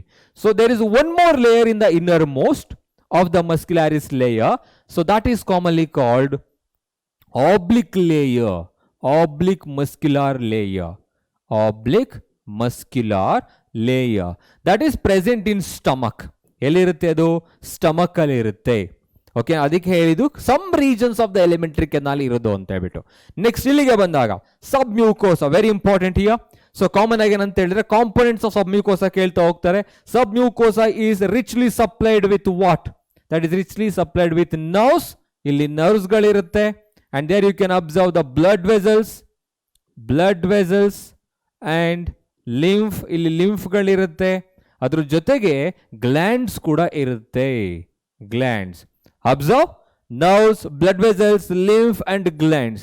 They are mainly responsible for receiving the senses, stimulating that. Contraction ಮತ್ತೆ relaxation ಆಗಬೇಕು ಅಂತ ಹೇಳಿದ್ರೆ ಅದನ್ನ control ಮಾಡಲಿಕ್ಕೆ autonomic nervous system, sympathetic ಮತ್ತೆ parasympathetic nervous system of the medulla oblongata ಇರಬೇಕಲ್ಲಿ. ಆ nerve supply ಆಗಿರುತ್ತೆ.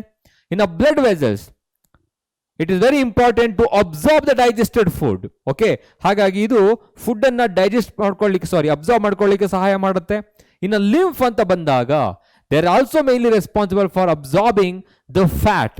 ಈಗ ಫ್ಯಾಟ್ ಬ್ಲಡ್ ವೆಸಲ್ಸ್ ಗಳಲ್ಲಿ ಅದು ಅಬ್ಸಾರ್ಬ್ ಆಗೋಲ್ಲ, ಹಾಗಾಗಿ ಏನಾಗುತ್ತೆ, lymph which is colourless in nature that absorbs the fat. ಇನ್ ಗ್ಲ್ಯಾಂಡ್ಸ್ ಇರುತ್ತೆ ದಟ್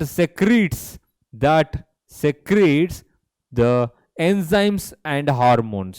ಎಂಜೈಮ್ಸ್ ಗಳನ್ನ ಸೆಕ್ರೀಟ್ ಮಾಡುತ್ತೆ. ಸೊ ಯಾವ್ದಿದು ಸಬ್ ಮ್ಯೂಕೋಸಾ ಆಯ್ತು. ಇನ್ನು ಮ್ಯೂಕೋಸಾಗಳಿಗೆ ಬಂದ್ರೆ the innermost layer of the gut ಗೆ ಬಂದ್ರೆ ಅಥವಾ ಲ್ಯೂಮನ್ ಗೆ ಬಂದ್ರೆ this is as I said having number of infolding structure. ಇಲ್ಲಿ ಬೇಕಾದಷ್ಟು ಇನ್ಫೋಲ್ಡಿಂಗ್ ಸ್ಟ್ರಕ್ಚರ್ ಗಳಿರುತ್ತೆ. That is modified in different shape to perform different functions in different regions. ಈಗ stomach ಗೆ ಬಂದ್ರೆ ಈ ಮ್ಯೂಕೋಸಾ ಏನಾಗಿರುತ್ತೆ, So this mucosa is usually present in the form of infolding structures called rugae. Rugae ತರ ಇರುತ್ತೆ, ಅದು stomach ಅಲ್ಲಿ. ಓಕೆ, ಸ್ಟಮಕ್ ಅಲ್ಲಿ ಇರುತ್ತೆ. ಇನ್ನ ಕ್ರಿಪ್ಟ್ಸ್ ಅಂತ ಹೇಳ್ತೀವಿ, ಕ್ರಿಪ್ಟ್ಸ್ ಆಫ್ ಲಿಬರ್ಕಿನ್ ಅಂತ ಹೇಳ್ಬಿಟ್ಟು. So that is present in small intestine. And also it is modified into goblet cells to produce the mucus ಅನ್ನ ಪ್ರೊಡ್ಯೂಸ್ ಮಾಡುತ್ತೆ. ಸೊ ಹಾಗಾಗಿ these layers are very important. Remember this, there are 4 layers in the gut alimentary canal. From inner to outer we can say the first one is mucosa, second one is submucosa. Okay, that is near sub part of the mucosa ಅಂತ ಹೇಳ್ಬೋದು ನಾವು, submucosa. And the next one, ಇಲ್ಲಿ 2 ಪಾರ್ಟ್ಗಳಿರುತ್ತೆ muscularis layer ಅಲ್ಲಿ, outer longitudinal, inner circularis muscularis, and usually they are made up of loose connective tissues. Loose connective tissues ಗಳಿರುತ್ತೆ. Some regions of the alimentary canal have 3 layers of muscularis. So obliquely muscular layer present in stomach. Next serosa ಗೆ ಬಂದ್ರೆ, that is the outermost layer of the gut. There you can observe, which is made up of mesothelium that covers most of the what? Yes, most of the visceral organs, and also made up of connective tissues. ಇದಿಷ್ಟು layer of gut ಅಂತ ಹೇಳ್ತೀವಿ. Okay, next ನೋಡೋಣ the layer of gut again. ಅವಾಗಲೇ ಹೇಳಿದಾಗ ಒಂದು extra ಲೇಯರ್ನ explain ಮಾಡಬೇಕಿತ್ತಲ್ವಾ, extra ಲೇಯರ್ನ ಎಕ್ಸ್ಪ್ಲೇನ್ ಮಾಡೋದಕ್ಕೆ ಇಲ್ಲೊಂದು ಡಯಾಗ್ರಾಮ್ ತೆಗೆದುಕೊಂಡಿದ್ದೀನಿ. And you can observe J shaped muscular structure, sac like structure called stomach is here, and esophagus ಇದೆ. 3 layers you can observe. What is this? This is outer longitudinal muscularis. Okay, and second one you can observe, what is that? Middle or inner, you can say middle or inner. ಯಾವ shape ಅಲ್ಲಿ ಇರುತ್ತೆ ಅದು? circular. And the next one, as I said, that is obliquely arranged, right? That is innermost. This is the extra layer, oblique muscular layer. Okay, next ಒಳಭಾಗದಲ್ಲಿ ಇಲ್ಲಿ ಗೊತ್ತಾಗ್ತಾ ಇದೆ ನಿಮಗೆ, inner folding ಸ್ಟ್ರಕ್ಚರ್ಗಳು ಕಾಣಿಸ್ತಾ ಇದೆ, ಮಸಲ್ಸ್ ತರ. ಸೊ ಅವುಗಳಿಗೆ rugae ಅಂತ ಹೇಳೋಣ, rugae. Okay, so this is nothing but extra part that I have explained. Okay, next small intestine, mucosa showing villi. ಅವಾಗಲೇ ಹೇಳಿದಾಗೆ mucosa, the innermost layer of the particular part of the layer of the gut, there you can observe the modification. ಕೆಲವು ಸಲ modifications ಇರುತ್ತೆ. ಈ modifications ಅರ್ಥ ಮಾಡ್ಕೊಳ್ಳೋಣ. ಇವಾಗ already ಹೇಳಿದೀನಿ, ಇನ್ನೊಂದ್ಸಲ ನೋಡಿ ಹಾಗೇನೆ. there you can observe the mucosa showing the villi ಗಳಿರುತ್ತೆ. These are the villi, as I said, having number of microscopic structures are called microvilli ಗಳಿರುತ್ತೆ.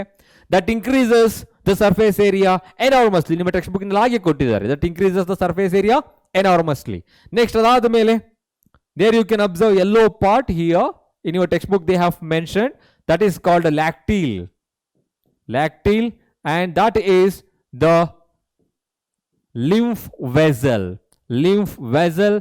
and helps in absorption of digested fat. Okay, next ಬಂದ್ರೆ ಇಲ್ಲಿ red colour ಮತ್ತೆ blue colour ಅಲ್ಲಿ ಕಾಣಿಸ್ತಿದೆಯಲ್ಲ, these 2 structures are called blood vessels, right? blood vessels, they absorb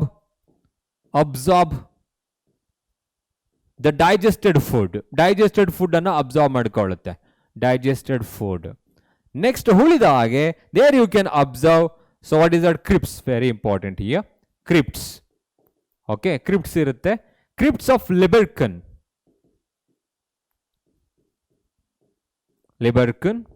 that produces some enzymes and hormones responsible for the digestion.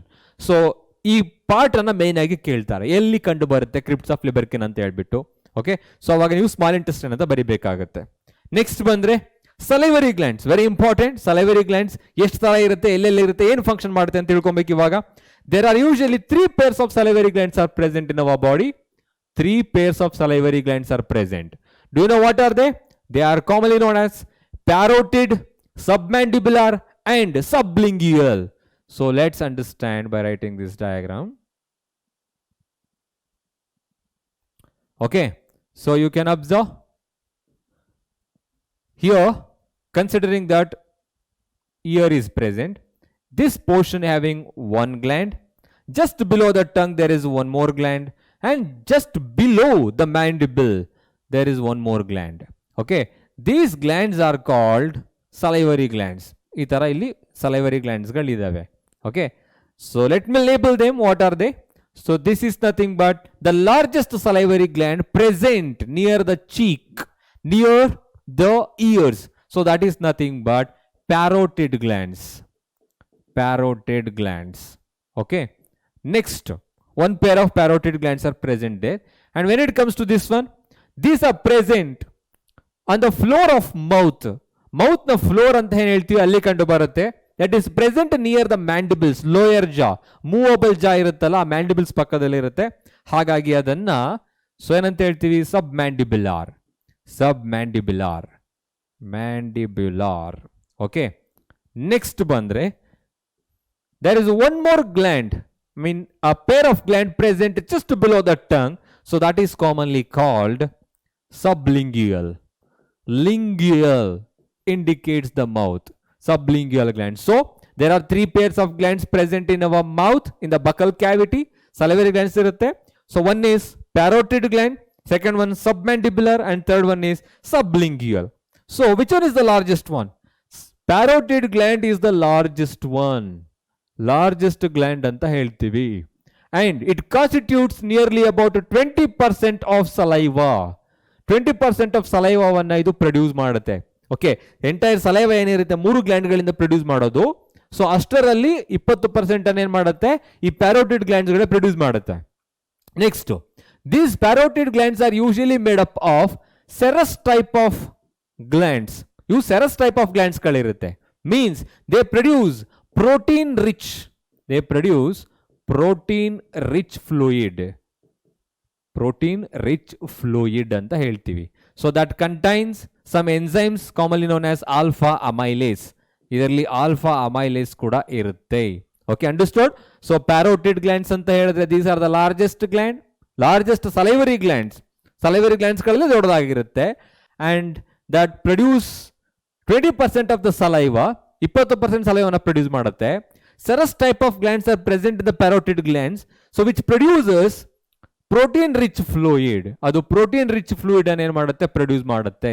Alpha amylase, it's also a hydrolytic enzyme responsible for the conversion of carbohydrate into the maltose. Starch ಅನ್ನ maltose ಆಗಿ convert ಮಾಡ್ಲಿಕ್ಕೆ help ಮಾಡುತ್ತೆ. ಇನ್ನ ಇಲ್ಲೊಂದು duct ಗಳಿರುತ್ತೆ. You know that these are the exocrine glands. ಇವು ಏನಾಗಿರುತ್ತೆ, exocrine glands ಗಳಾಗಿರುತ್ತೆ. Means they release their enzymes or secretions to the target organ through the ducts. Okay, ಅದು ರಿಲೀಸ್ ಮಾಡೋ ಹಾರ್ಮೋನ್ಸ್ ಗಳನ್ನ, ಎಂಜೈಮ್ಸ್ ಗಳನ್ನ ಟಾರ್ಗೆಟ್ ಆರ್ಗನ್ ಗೆ ducts ಮುಖಾಂತರ reach ಮಾಡುತ್ತೆ. ಹಾಗಾಗಿ ಇದು ಎಕ್ಸೋಕ್ರೈನ್ ಗ್ಲ್ಯಾಂಡ್ಸ್ ಗಳಾಗಿರುತ್ತೆ. ಹಾಗಿದ್ರೆ they must reach the target organ called buccal cavity through the duct. Duct ಮುಖಾಂತರನೇ ರೀಚ್ ಆಗಬೇಕು. ಹಾಗಿದ್ರೆ ಆ ಡಕ್ಟ್ ಯಾವುದು? So they have a duct called Stensen's. Stensen's ducts, ducts ಅಂತ ಹೇಳ್ತೀವಿ. ಓಕೆ, ಸೊ ಈಗ ಅದಕ್ಕೆ ರಿಲೇಟೆಡ್ ಆಗಿ ಇದನ್ನ ಬರಿಬೇಕಾಗುತ್ತೆ ನಾವು. ಏನಿದು second largest salivary gland is nothing but submandibular gland that is situated just near the mandibles. Lower jaw ಕೆಳಭಾಗದಲ್ಲಿ nearest to the pharynx. ಈ ಫ್ಯಾರಿಂಗ್ಸ್ ಇಲ್ಲಿ ನಮ್ಗೆ ಗೊತ್ತಾಗ್ಬಿಡುತ್ತೆ ನಮಗೆ ಅದು ಟಚ್ ಮಾಡಿದ್ರೆ. So we can easily sense that. So those are nothing but submandibular gland ಅಂತ. Okay, as I said, this is the second largest. This is made up of serous and mucus type of glands. So usually ಇದರಲ್ಲಿ serous ಮತ್ತೆ serous and mucus type of glands ಗಳಿರುತ್ತೆ. So that they are able to produce the mucus as well as some enzymes. Produce ಮಾಡುತ್ತೆ. Helps in the lubrication of the food. Food lubrication ಅಲ್ಲಿ ಸಹಾಯ ಮಾಡುತ್ತೆ. ಜೊತೆಗೆ ಇದು 20% ಅನ್ನ produce ಮಾಡುತ್ತೆ ಅಂತ ಹೇಳಿದ್ರೆ ಇದೆಷ್ಟನ್ನ ಪ್ರೊಡ್ಯೂಸ್ ಮಾಡಬಹುದು? It's nearly about 75% of saliva. Okay, it produces 75% of saliva. ಅಷ್ಟು ಪ್ರೊಡ್ಯೂಸ್ ಮಾಡುತ್ತೆ ಇದು. ಇನ್ನು ಉಳಿದ ಹಾಗೆ It also has some ducts to reach the buccal cavity, that is called Wharton's duct. Wharton's duct ಅಂತ ಹೇಳ್ತೀವಿ. Wharton's duct. Understood? Stenson's Wharton's duct. ಇಲ್ಲಿಗೆ ಬಂದಾಗ rivinous duct ಅಂತ ಹೇಳ್ಬಿಟ್ಟು. So this is the smallest one, just present below the tongue ನ ಕೆಳಭಾಗದಲ್ಲಿ ಇರುತ್ತೆ. Hence the name it is nothing but sublingual ಅಂತ ಹೇಳೋಣ. And it produces approximately about 5% of saliva. 5% of saliva produce ಮಾಡುತ್ತೆ. Okay, and also they contain a duct called ravinous duct. So ಡಕ್ಟ್ಗಳು important ಆಗುತ್ತೆ. So ಇವಾಗ saliva ಬಗ್ಗೆ ಮಾತಾಡಬೇಕು ನಾವು. Saliva ಅಂದ್ರೆ ಏನು, ಸಲೈವಾದಲ್ಲಿ ಏನಿರುತ್ತೆ, ಅದು ಯಾವ ತರ ಹೆಲ್ಪ್ ಮಾಡುತ್ತೆ ಅಂತ ಹೇಳ್ಬಿಟ್ಟು. ಸೊ ಇದು ಅರ್ಥ ಮಾಡ್ಕೊಳ್ಳಿ. salivary glands, so these are exocrine glands. There are 3 pairs of salivary glands present in our buccal cavity. So one is parotid, second one is submandibular, and third one is sublingual. Parotid is the largest salivary gland. ಅದು ತುಂಬಾನೇ ದೊಡ್ಡದಾಗಿರುತ್ತೆ. ತುಂಬಾನೇ ದೊಡ್ಡದು ಅಂತ ಹೇಳಿದ್ರೆ 3ರಲ್ಲಿ ದೊಡ್ಡದಾಗಿರುತ್ತೆ ಅಂತ. So usually they present near the cheek. ಇಲ್ಲಿ ಚೀಕ್ ರೀಸನ್ಸ್ ಅಲ್ಲಿ ನಿಯರ್ ದ ಇಯರ್ ಅಲ್ಲಿ ಕಂಡು ಬರ್ತಾ ಹೋಗುತ್ತೆ. And they contain serous type of glands. They produces a mucus along with the protein rich fluid containing the alpha amylase. Okay, constitutes 20% of the saliva. 20% saliva produce ಮಾಡುತ್ತೆ. ಇನ್ನು ಉಳಿದಾಗೆ Stenson's duct ಇರುತ್ತೆ. Watson duct present in submandibular salivary glands, and they produce 75% of the saliva and containing serous and mucus secreting cells. Next, sublingual, smallest one, approximately 5% of the saliva and ravinous ducts present there to release and reach the target organ. Next, we need to talk about saliva. Saliva ಬಗ್ಗೆ ತಿಳ್ಕೊಳ್ಳೋಣ ಇವಾಗ. Saliva ಅಂತ ಹೇಳಿದ್ರೆ ಏನು? It's a fluid secreted from the salivary glands. ಇದು salivary glands ಇಂದ produce ಆಗಿರೋ fluid ಆಗಿರುತ್ತೆ. ಹಾಗಿದ್ರೆ components ಗಳೇನಿರುತ್ತೆ? Remember that saliva contains 99% of water. 99% of water, and also it contains some of the inorganic substances and some organic substances, okay, and some proteins. Okay, ಇಷ್ಟು ಕೂಡ ಇರುತ್ತೆ ಇದರಲ್ಲಿ. So inorganic substance ಅಂತ ಹೇಳಿದ್ರೆ sodium, potassium, calcium, okay, calcium and bicarbonate you can say. Okay, ಕಾರ್ಬೋನೇಟ್ಸ್ಗಳು ಕಂಡು ಬರುತ್ತೆ. ಇನ್ನು ಆರ್ಗ್ಯಾನಿಕ್ ಸಬ್ಸ್ಟೆನ್ಸಸ್ ಅಂತ ಬಂದಾಗ there you can observe some of the organic substances like what called creatinine, bilirubin and others. ಇನ್ನ ಪ್ರೋಟೀನ್ಸ್ಗಳಿಗೆ ಬಂದಾಗ alpha amylase and other enzymes includes enzymes. So ಇದಿಷ್ಟು ಇರುತ್ತೆ. ಜೊತೆಗೆ ಫಂಕ್ಷನ್ಗೆ ಬಂದರೆ ಸಲೈವಾ ಫಂಕ್ಷನ್ ಏನು ಮಾಡುತ್ತೆ? ಸಿಂಪಲ್ ಆಗಿ ನೆನ್ಪಿಟ್ಕೊಳ್ಳಿ. So saliva it is mainly responsible for providing the lubrication and protection. It provides what? Lubrication and protection provide ಮಾಡುತ್ತೆ. ಜೊತೆಗೆ it prevents the tooth decay and increases the tooth integrity. increases the tooth integrity.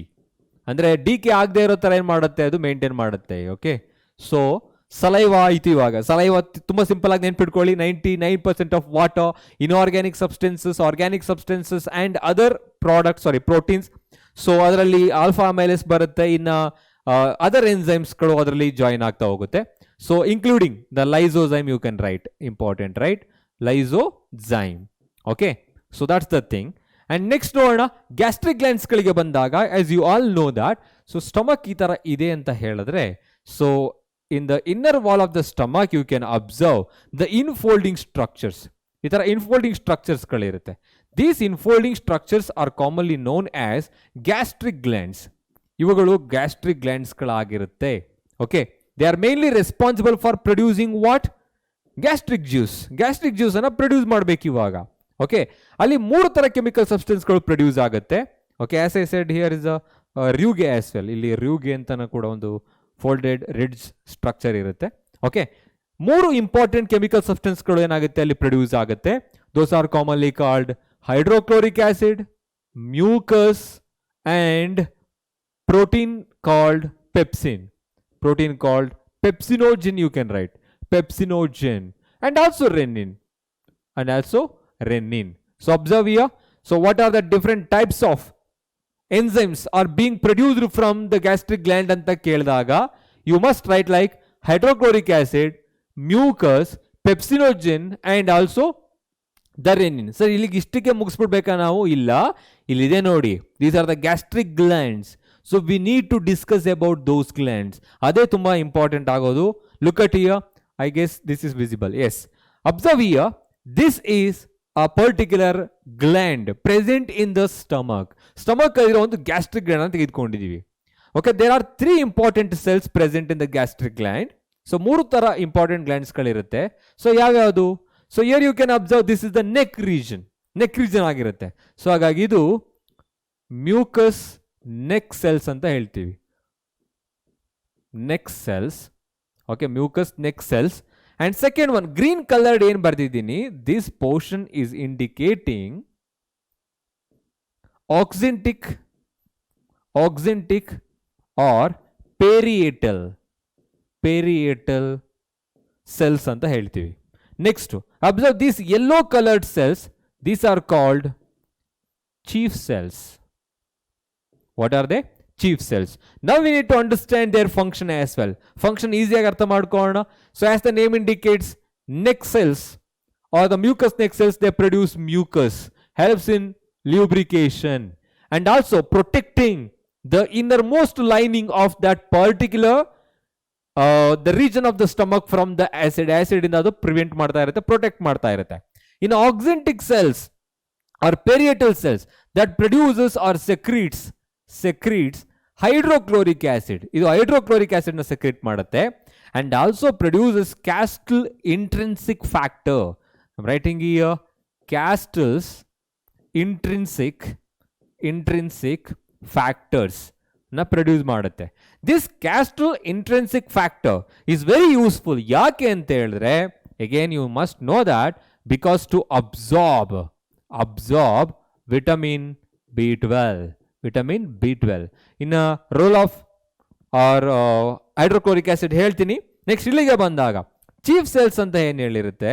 So these are mainly responsible for secreting the proenzyme called pepsinogen. Secretes proenzymes called pepsinogen ಅಂತ ಹೇಳಬೇಕು. Okay, next, as I said, oxyntic or parietal cells are producing hydrochloric acid. Now let's understand hydrochloric acid role. ಅದೇನ್ ಮಾಡುತ್ತೆ? This hydrochloric acid, so the pH value is nearly about 1.8 to ಎಷ್ಟು ಇರುತ್ತೆ, 2.8 ಇರುತ್ತೆ. Okay, ತುಂಬಾನೇ ಕಡಿಮೆ ಇರುತ್ತೆ pH value, ಅಂದ್ರೆ highly concentrate ಆಗಿರುತ್ತೆ. ಸೊ ಯಾಕೆ ಅಂತ ಹೇಳಿದ್ರೆ, it provides the acidic medium. It provides acidic medium for the digestion.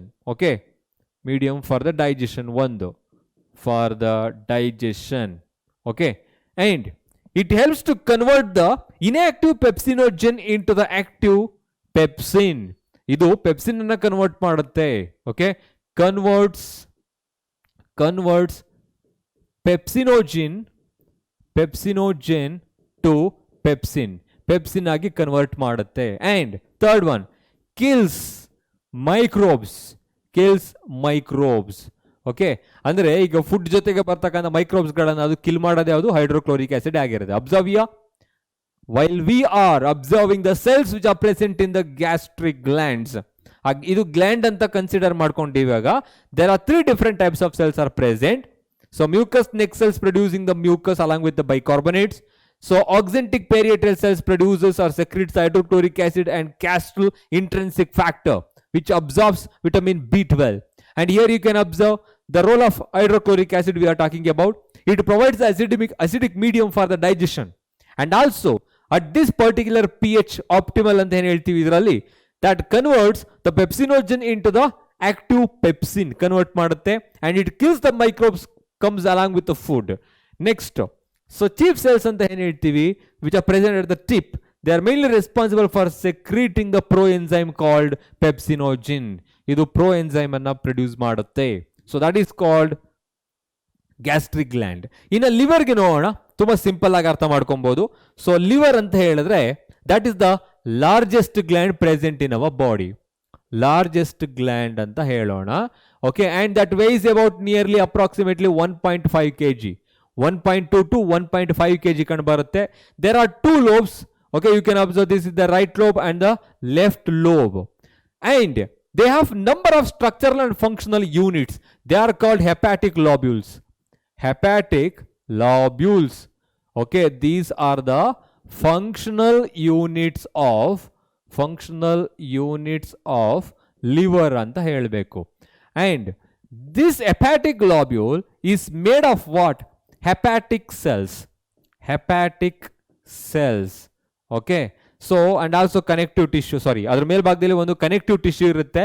So entire these hepatic lobules are covered by a capsule called Glissen's capsules. Glissen's capsule. Okay, so observe here, liver is the largest gland present in our body, weighs 1.2 to 1.5 kg, have 2 lobes, 2 ಲೋಬ್ಗಳು ಇರುತ್ತೆ, right and left lobe, and hepatic lobules are the structural and functional unit of the liver. Hepatic lobules are made up of hepatic cells. Each and every hepatic lobules are covered by a connective tissue. There is a capsule called Glissen's capsule. Okay, now function ge barona. The liver produces bile juice. ಇದು ಬೈಲ್ juice ಅನ್ನ produce ಮಾಡುತ್ತೆ. ಬೈಲ್ juice contains ಏನೇನಿರುತ್ತೆ ಇದರಲ್ಲಿ? ಬೈಲ್ salts ಇರುತ್ತೆ, ಜೊತೆಗೆ pigments ಇರುತ್ತೆ, and there are no enzymes. ಇದರಲ್ಲಿ ಯಾವುದೇ ತರ ಎನ್ಸೈಮ್ಸ್ಗಳು ಇರೋದಿಲ್ಲ, ಎನ್ಸೈಮ್ಸ್ಗಳು ಪ್ರೊಡ್ಯೂಸ್ ಆಗೋದಿಲ್ಲ. Okay, next, this bile juice is stored in the gall bladder. Observe, this is the gall bladder. Okay, that stores the bile. So ಇವಾಗ ಕನ್ಫ್ಯೂಸ್ಡ್ ಕ್ವೆಶ್ಚನ್ ಕೇಳ್ತಾರೆ ಒಂದು. Okay, name the organ which stores the bile, name the organ which secretes the bile ಅಂತ ಹೇಳ್ಬಿಟ್ಟು. Secrete ಮಾಡೋದು liver, ಆದ್ರೆ ಅದನ್ನ store ಮಾಡೋದು ಗಾಲ್ bladder. So gall bladder ಏನಿರುತ್ತೆ, that connects to the bile duct.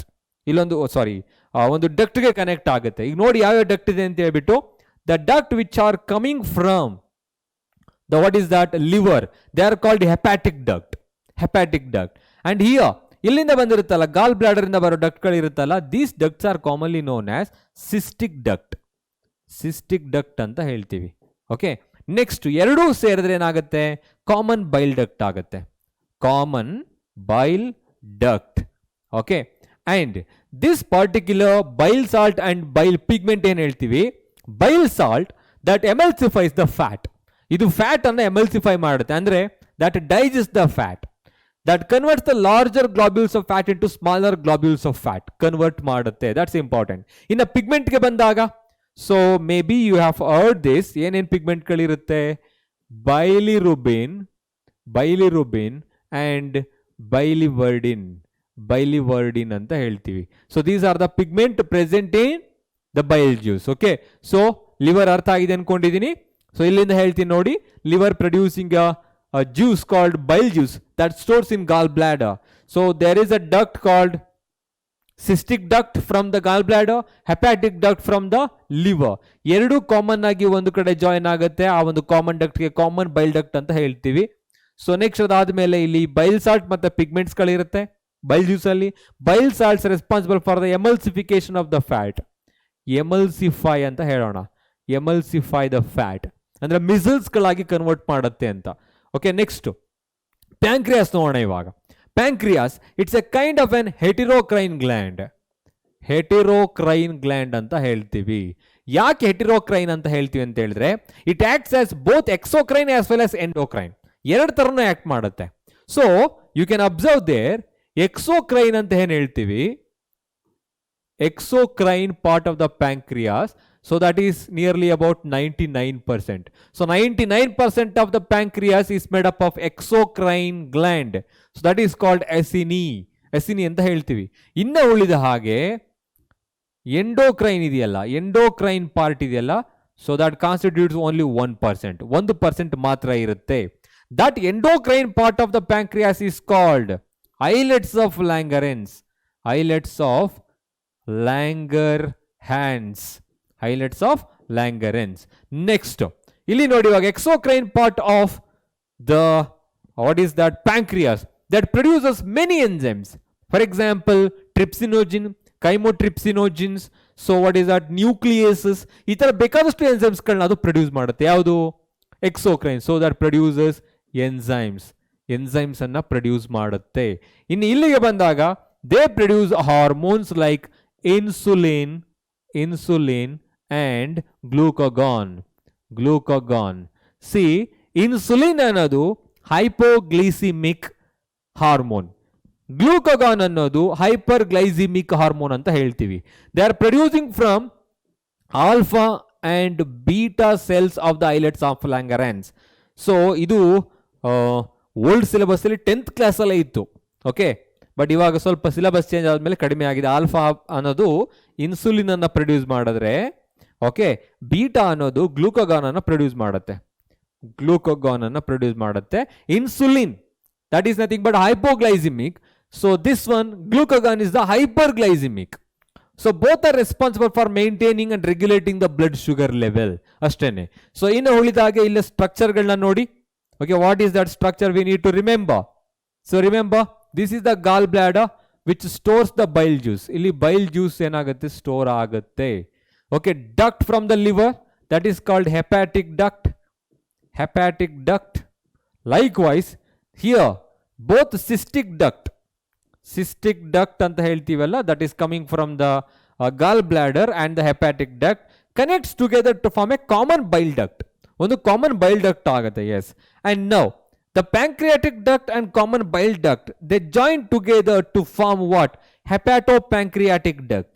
ಎರಡು ಜಾಯಿನ್ ಆದಾಗ hepatopancreatic duct. hepato in the sense liver ಇಂದ ಬರ್ತಾ ಇರೋದು, ಗಾಲ್ ಬ್ಲಾಡರ್ ಇಂದ ಕಾಮನ್ ಡಕ್ಟ್ ಆಗಿರುತ್ತಲ್ಲ ಅದು pancreatic duct. So hepatopancreatic duct, and there is a sphincter in between them. So ಅಲ್ಲಿ ಡಿಯೋಡಿನಮ್ಗೆ ಕನೆಕ್ಟ್ ಆಗುವ ಒಂದು ಸ್ಫಿಂಕ್ಚರ್ ಇರುತ್ತೆ. That is called sphincter of Oddi. ಅಂತ ಹೇಳ್ತೀವಿ. ಸ್ಫಿಂಕ್ಚರ್ ಆಫ್ ಆಡಿ ನೆನ್ಪಿಟ್ಕೊಬೇಕು ಇದನ್ನ. Okay, so pancreas is a heterocrine gland. So the 99%, the portion of the pancreas acts as a exocrine portion, that is called acini, that produces enzymes responsible for the digestion. So only 1% of the pancreas acts as endocrine. That endocrine part of the pancreas is nothing but islets of Langerhans. That is mainly responsible for what? Yes, that is mainly responsible for secreting some hormones, and alpha cells, beta cells anta irutte, they produce insulin and glucagon respectively. ಇನ್ನು ಉಳಿದಾಗೆ ಇಲ್ಲಿ hepatopancreatic duct is formed when the common bile duct and pancreatic duct joins together, and they joins together the duodenum. There is a muscular aperture, that is nothing but, so what is that? Sphincter of Oddi. ಅದನ್ನ sphincter of Oddi ಅಂತ ಹೇಳ್ತೀವಿ. Next ನೋಡೋಣ ಈಗ pancreas. ಅದನ್ನ explain ಮಾಡಿದ್ದು ನಾನು. Okay, ಅಲ್ಲೇ explain ಮಾಡಿಬಿಟ್ಟೆ. ಸೊ ಇಲ್ಲಿ ನೋಡಿ ಇವಾಗ ಇಂಟೆಸ್ಟೈನಲ್ ಗ್ಲ್ಯಾಂಡ್ಸ್. ಇಂಟೆಸ್ಟೈನ್ ಅಲ್ಲಿ ಯಾವ ಗ್ಲ್ಯಾಂಡ್ಸ್ ಗಳು ಇರುತ್ತೆ? So remember this. Okay, so considering that this is the layer of gut. Okay, ಆ ಲೇಯರ್ ಆಫ್ ಗಟ್ ಅಲ್ಲಿ ಒಳಭಾಗದಲ್ಲಿ ಈ ತರ ನೋಡ್ತೀರಾ ನೀವೇನಿದು? These are nothing but the mucosal layer. ಇಲ್ಲಿ ಮ್ಯೂಕೋಸಲ್ ಲೇಯರ್ ಗಳಿರುತ್ತೆ. Okay, and also it is surrounded by submucosal layer. ಇದ್ರ ಸುತ್ತ ಸಬ್ ಮ್ಯೂಕೋಸಲ್ ಲೇಯರ್ ಕೂಡ ಇರುತ್ತೆ. ಹೀಗೆ submucosal layer is there. And now you need to remember here there are villi. ಇಲ್ಲಿ ವಿಲ್ಲೈಗಳಿದೆ. Okay, and made up of number of microvilli. And here you can observe crypts of Lieberkuhn. ಇಲ್ಲಿ crypts ಗಳಿರುತ್ತೆ. Okay, and in the submucosal there you can observe some Brunner's gland. ಅಲ್ಲಿ Brunner's gland ಕೂಡ ಇರುತ್ತೆ. and also they have ಇಲ್ಲಿ mucosal level ಅನ್ನೇ goblets of ಸೆಲ್ಸ್ಗಳಿರುತ್ತೆ, goblet ಸೆಲ್ಸ್ಗಳಿರುತ್ತೆ. So remember that all are mainly responsible for producing some enzymes and absorption. So ಇಲ್ಲಿಂದ produce ಆಗ್ತಕ್ಕಂಥ mucus ಆಗಿರ್ಬೋದು, ಬೈಕಾರ್ಬೋನೇಟ್ ಆಗಿರ್ಬೋದು, ಅದರ ಜೊತೆಗೆ ಎನ್ಸೈಮ್ಸ್ ಇವೆಲ್ಲ ಸೇರಿ ಏನಂತ ಹೇಳ್ತೀವಿ ಅಂತ ಹೇಳಿದ್ರೆ ಸಕ್ಕಸ್ ಎಂಟರಿಕಸ್ ಅಂತ ಹೇಳ್ತೀವಿ. Okay, what is succus entericus? That indicates the intestinal juice which is having mucus, bicarbonates and some enzymes responsible for the digestion of the food. So all together ಈ ಎಂಟೈರ್ ಒಟ್ಟಾಗಿ ಏನಂತ ಹೇಳ್ಬೋದು ನಾವು ಇವಾಗ ಸಕ್ಕಸ್ ಎಂಟರಿಕಸ್ ಅಂತ ಹೇಳ್ತೀವಿ. ಓಕೆನಾ? So yes, now digestion of the food, the last ಪೋರ್ಷನ್ಗೆ ಬಂದಿದ್ದೀವಿ. ಇವಾಗ ಡೈಜೆಷನ್ ಎಲ್ಲಿ ಯಾವ ತರ ಆಗುತ್ತೆ ಅಂತ ಹೇಳ್ಬಿಟ್ಟು ನೆನ್ಪಿಟ್ಕೊಳ್ಳಿ ಇದನ್ನ. So digestion of the food ಬಂದಾಗ, ಸೊ ಎಲ್ಲಿ especially we are talking about in mouth ಅಲ್ಲಿ ಯಾವ ತರ ಆಗುತ್ತೆ. ಸೊ ಮೌತ್ ಪ್ರೊಡ್ಯೂಸ್ ಸಲೈವಾವನ್ನು ಪ್ರೊಡ್ಯೂಸ್ ಮಾಡುತ್ತೆ. The pH of the saliva is nearly about 6.8 ಇರುತ್ತೆ. And this is very optimum to convert the carbohydrate into maltose. So now what is happening here? So illi it contains, as I said, enzyme ಇದೆ ಸಲೈವಾದಲ್ಲಿ, that is called alpha amylase. salivary amylase ಅಂತ ಇರುತ್ತೆ, ಅದು salivary amylase ಅಂತ ಹೇಳ್ಬೋದು ನೀವು. So and also that contains lysozyme. So ಇವಾಗ ಏನಾಗುತ್ತೆ in the mouth, so the carbohydrate, you can say the starch is being converted into, what is that? Yes, that is nothing but the maltose in the presence of salivary amylase. Okay, and the pH is about 6.8. Okay, what is happening here? The digestion of starch begins in the mouth with the help of salivary amylase. Second one ide nodi, lysozyme ಏನು ಕೆಲಸ ಮಾಡುತ್ತೆ? This is antibacterial in action. So this is antibacterial in action. Okay, andre that usually kills the microbes which comes along with the food. Okay, so ಇದು innate immunity ಅಲ್ಲಿ ತುಂಬಾ ಚೆನ್ನಾಗಿ work ಆಗುತ್ತೆ. Okay, barrier method ಅಂತ ಕೇಳಿರ್ತೀವಿ ನೋಡಿ. So barrier method, so ಅದೇ ತರ ಯಾವುದು ಫಿಸಿಯೋಲಾಜಿಕಲ್ ಮೆಥಡ್ ಅಲ್ಲಿ ನಾವು ಅದು ಸಲೈವಾ, ಸ್ವೆಟ್ ಅಂತ ಹೇಳ್ಬಿಟ್ಟು ಅಲ್ಲಿ. ಸೊ ಹಾಗಾಗಿ digestion starts in the mouth, the carbohydrate digest into the maltose, disaccharide ಆಗಿ ಕನ್ವರ್ಟ್ ಆಗುತ್ತೆ ಮೌತ್ ಅಲ್ಲಿ. ಇನ್ನು ಉಳಿದ ಹಾಗೆ we need to talk about the stomach ಗೆ ಬಂದ್ರೆ, you know that there are different types of chemicals, hydrochloric acid, mucus, along with what is that enzyme called pepsin and renin. ಇಷ್ಟು ಕೂಡ ಇರಬೇಕು ಇವಾಗ. ಸೊ ಇಲ್ಲೇನಾಗುತ್ತೆ, pepsinogen which is in inactive state ಅಲ್ಲಿ ಇರುತ್ತೆ ಅಲ್ವಾ. This inactive state of pepsinogen is converted only in the presence of hydrochloric acid. So hydrochloric acid convert ಮಾಡ್ತಾ ಇದೆ. ಸೊ ಅಂದ್ರೆ ಈ ಒಂದು ಟೆಂಪರೇಚರ್ ಅಲ್ಲಿ, ಈ ಒಂದು pH ಅಲ್ಲಿ, ಲೋ pH ಅಲ್ಲಿ, ಅಸಿಡಿಕ್ ಮೀಡಿಯಂ ಅಲ್ಲಿ ಅದು ಪೆಪ್ಸಿನ್ ಕನ್ವರ್ಟ್ ಆಗುತ್ತೆ. Next, this pepsin is mainly responsible for converting the protein. You can directly say that pepsin is the enzyme responsible for digestion of the protein. So converting the protein into proteoses and peptones. Proteose ಮತ್ತೆ peptones ಗಳಾಗಿ ಅದು convert ಮಾಡ್ತಾ ಇದೆ, are the peptides. Next, renin ಗೆ ಬಂದಾಗ, that digests the milk protein. ಇದು milk protein ಅನ್ನ digest ಮಾಡುತ್ತೆ, milk protein. Understood? So these are the things happening in the stomach. In hydrochloric acid ಏನ್ ಮಾಡುತ್ತೆ ಅಂತ ನಾನು ಅವಾಗಲೇ ಹೇಳಿದಾಗೆ, it provides acidic medium, converting the inactive pepsinogen into the active pepsin, and in the same pH it is responsible for digesting the protein into the proteoses and peptones. In the renin, that is usually present in babies ಅಂತ ಹೇಳಿದ್ರೆ ತುಂಬಾ ಚಿಕ್ಕ ವಯಸ್ಸಿನಲ್ಲಿ ಇರುತ್ತೆ. So ಆವಾಗ ಏನ್ ಮಾಡುತ್ತೆ, ಅದು ಮಿಲ್ಕ್ ಪ್ರೋಟೀನ್ ಅನ್ನ ಡೈಜೆಸ್ಟ್ ಮಾಡಲಿಕ್ಕೆ ಅದು ಸಹಾಯ ಮಾಡುತ್ತೆ. Next, very important here, small intestine ಅಲ್ಲಿ ಇವಾಗ you know that there are 3 important enzymes are being produced here. from pancreas, liver and small intestine. So bile from the liver, pancreatic juice from the pancreas, intestinal juice from the intestine. Istu kuda. So illenagutte, trypsinogen is being converted into trypsin in the presence of enterokinase. So look at here. This is a kind of enzyme secreted from the pancreatic juice. Pancreas secrete ಆಗುತ್ತೆ. ಇದು main ಆಗಿ okay ಎಂಟೆರೋ ಅಂತ ಹೇಳಿದ್ರೆ ಅದು intestine ಕೂಡ ಅದು indicate ಮಾಡುತ್ತೆ. ಟ್ರಿಪ್ಸಿನೋಜನ್ ಅನ್ನೋದು ಇನ್ಆಕ್ಟಿವ್ ಸ್ಟೇಟ್ ಅಲ್ಲಿ ಇರುತ್ತೆ. ಅದೇನ್ ಮಾಡ್ತಾ ಇದೆ, that is being converted into trypsin ಆಗಿ ಕನ್ವರ್ಟ್ ಆಗುತ್ತೆ. This trypsin is very essential for the break down of protein again and again. ಮತ್ತೆ ಅದು ಕನ್ವರ್ಟ್ ಮಾಡಬೇಕು ಅಮೈನೋ ಆಸಿಡ್ ಆಗಿ. Okay, now look at the next part here. Observe proteins, proteoses, peptones. Okay, they are converting into dipeptides in the presence of trypsin. Next one yadu chymotrypsin and carboxytrypsin. Okay, nodi illi they are converting what? Protein into ಡೈಪೆಪ್ಟೈಡ್ಸ್. ಇವಾಗ protein ಡೈಪೆಪ್ಟೈಡ್ ಆಗಿ convert ಆಗ್ತಾ ಇದೆ. ಈಗ ಇನ್ನೂ ಅದು simple unit ಆಗಿ convert ಆಗ್ಬೇಕಲ್ವಾ? So ಅದು ನೋಡೋಣ ನೆಕ್ಸ್ಟ್ ಏನಾಗುತ್ತೆ ಅಂತ.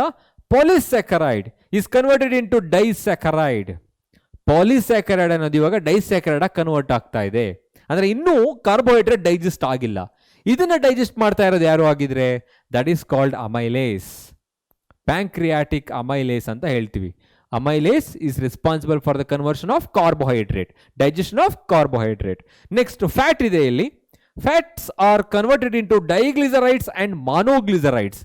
Okay, glycerides are the subunits of fats. Peptides are the subunits of proteins. So ಆ ಥರ ಅರ್ಥ ಮಾಡ್ಕೊಬೇಕು.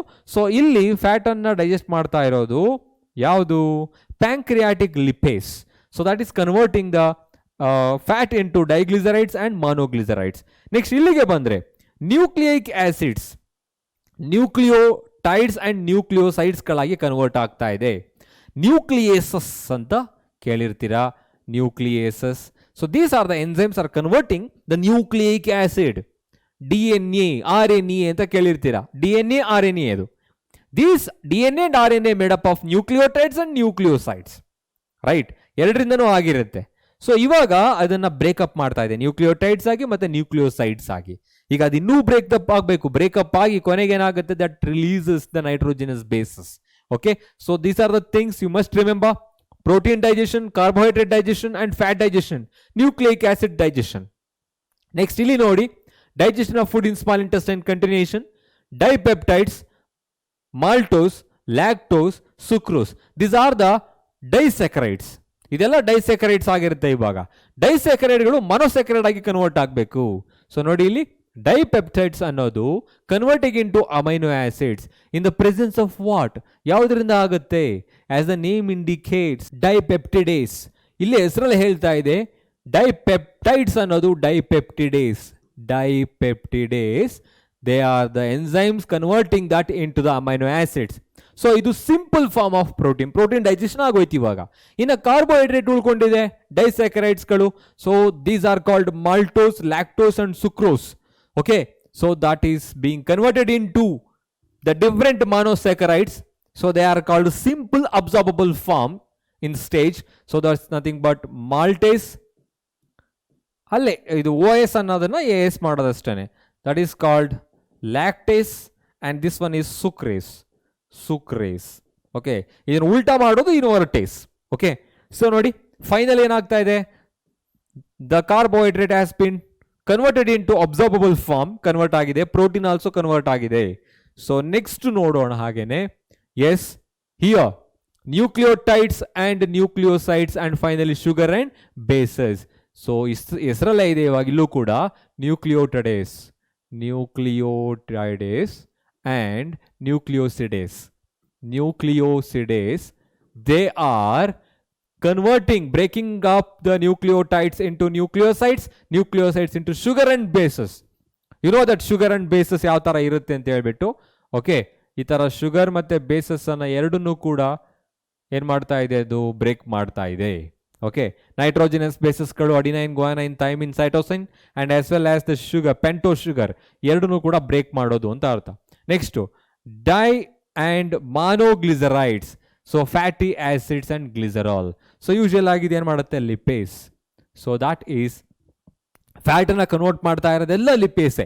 ಓಕೆ, ಇನ್ನು ಉಳಿದಾಗೆ ನ್ಯೂಕ್ಲಿಯೋಟೈಡೇಸ್, ನ್ಯೂಕ್ಲಿಯೋಸಿಡೇಸ್, ನ್ಯೂಕ್ಲಿಯೇಸಸ್ ಅಷ್ಟು ನೆನ್ಪಿಟ್ಕೊಳ್ಳಿ. ಇನ್ನು ಕಾರ್ಬೋಹೈಡ್ರೇಟ್ಗೆ ಬಂದಾಗ ಮಾಲ್ಟೇಸ್, ಲ್ಯಾಕ್ಟೇಸ್, ಸುಕ್ರೇಸ್ ನೆನ್ಪಿಟ್ಕೊಳ್ಳಿ. ಇನ್ನು ಪ್ರೋಟೀನ್ಸ್ಗಳಿಗೆ ಬಂದಾಗ ಪೆಪ್ಟಿಡೇಸ್, ಡೈಪೆಪ್ಟಿಡೇಸ್, ಓಕೆ, ಅಮೈಲೇಸ್ ಬಂದು ಕಾರ್ಬೋಹೈಡ್ರೇಟ್ಗೆ ಆಗುತ್ತೆ. Okay, so that you need to remember. So complete ಆಗಿ ಇವಾಗ ಏನಾಯಿತು, ಡೈಜೆಷನ್ ಆಯಿತು. Okay, now we need to understand digestion in large intestine. ಯಾವ ಥರ ಡೈಜೆಷನ್ ಆಗುತ್ತೆ, ಏನೋ ಡೈಜೆಷನ್ ಆಗುತ್ತಾ ಅಲ್ಲಿ? Large intestine is mainly responsible for the absorption of ವಾಟರ್ನ ಅಬ್ಸರ್ವ್ ಮಾಡ್ಕೊಳ್ಳುತ್ತೆ. ಸಮ್ ಮಿನರಲ್ಸ್, ಕೆಲವು ಮಿನರಲ್ಸ್ಗಳಿದ್ರೆ, ಫ್ಯೂ ಡ್ರಗ್ಸ್ ಇಫ್ ಪ್ರೆಸೆಂಟ್, ಅಲ್ಲಿ ಡ್ರಗ್ಸ್ಗಳೇನಾದರೂ ಇದ್ರೆ ಅದನ್ನ ಏನು ಮಾಡ್ಕೊಳ್ಳುತ್ತೆ, ಅಬ್ಸರ್ವ್ ಮಾಡುತ್ತೆ. Few drugs as well as electrolytes. Okay, so ಅದ್ರ ಜೊತೆಗೆ ಅಂಡ್ ಸ್ಟೋರ್ಸ್ ಅನ್ಡೈಜೆಸ್ಟೆಡ್ ಫುಡ್ ಅನ್ನೋದು ಸ್ಟೋರ್ ಮಾಡ್ಕೊಳ್ಳುತ್ತೆ. ಅನ್ಅಬ್ಸಾರ್ಬ್ಡ್ ಫುಡ್ ಏನಾಗುತ್ತೆ, that fecal matter, you can say feces ಅಂತ ಏನು ಹೇಳ್ತೀವಿ, ದಟ್ ಸ್ಟೋರ್ಡ್ ಇನ್ ರೆಕ್ಟಮ್ ಅಲ್ಲಿ ಏನಾಗುತ್ತೆ, ಸ್ಟೋರ್ ಆಗುತ್ತೆ, finally ejected through the anus. So that's the digestion in large intestine. ಅಲ್ಲಿ ಏನು ಡೈಜೆಷನ್ ಆಗೋಲ್ಲ, ಆಲ್ಮೋಸ್ಟ್ ಅಬ್ಸಾರ್ಪ್ಷನ್ ಆಗ್ತಾ ಇರುತ್ತೆ. Important minerals, drugs, electrolytes, they are being reabsorbed. So in the large intestine. Next, digestion of food, hormonal ರೆಗ್ಯುಲೇಷನ್ಗೆ ಬಂದಾಗ it's very simple to remember that. So you know that hind part of the brain that contains three important parts: medulla oblongata, pons feroli and also the cerebellum. ಅದರಲ್ಲಿ medulla ಆಬ್ಲಂಗೇಟಾ ಅಂತ ಏನು ಹೇಳಿದೆ, medulla oblongata. Okay, so that is mainly responsible for, ಈಗ ನಾವು ಮಾತಾಡ್ತಾ ಇರೋದು regulation of the digestion, how it is regulates, ಅಂದ್ರೆ ಅಲ್ಲಿ ಮೂವ್ಮೆಂಟ್ ಆಫ್ ಮಸಲ್ಸ್ ಯಾವ ತರ ಇರುತ್ತೆ ಅಂತ ಹೇಳ್ಬಿಟ್ಟು. ಸೊ ಇದರಲ್ಲಿ ಕೂಡ ಇನ್ನೊಂದು ಇಂಪಾರ್ಟೆಂಟ್ ಪಾರ್ಟ್ ಇರುತ್ತೆ, ಹೌದಲ್ವಾ, ANS, autonomic nervous system, that has two important parts, that is called sympathetic nervous system, sympathetic, and second one is nothing but parasympathetic nervous system, sympathetic nervous system. So both are mainly responsible for the contraction and relaxation of the muscles. So contraction and relaxation, and also controls the secretion of enzymes. ನೋಡಿ, control ಮಾಡ್ತಾ ಇರೋದು ಯಾವುದು, medulla oblongata, sympathetic nervous system and parasympathetic nervous system. Okay, next, here the food gets absorbed in different way, ಬೇರೆ ಬೇರೆ ತರ carry ಆಗ್ತಾ ಹೋಗುತ್ತೆ.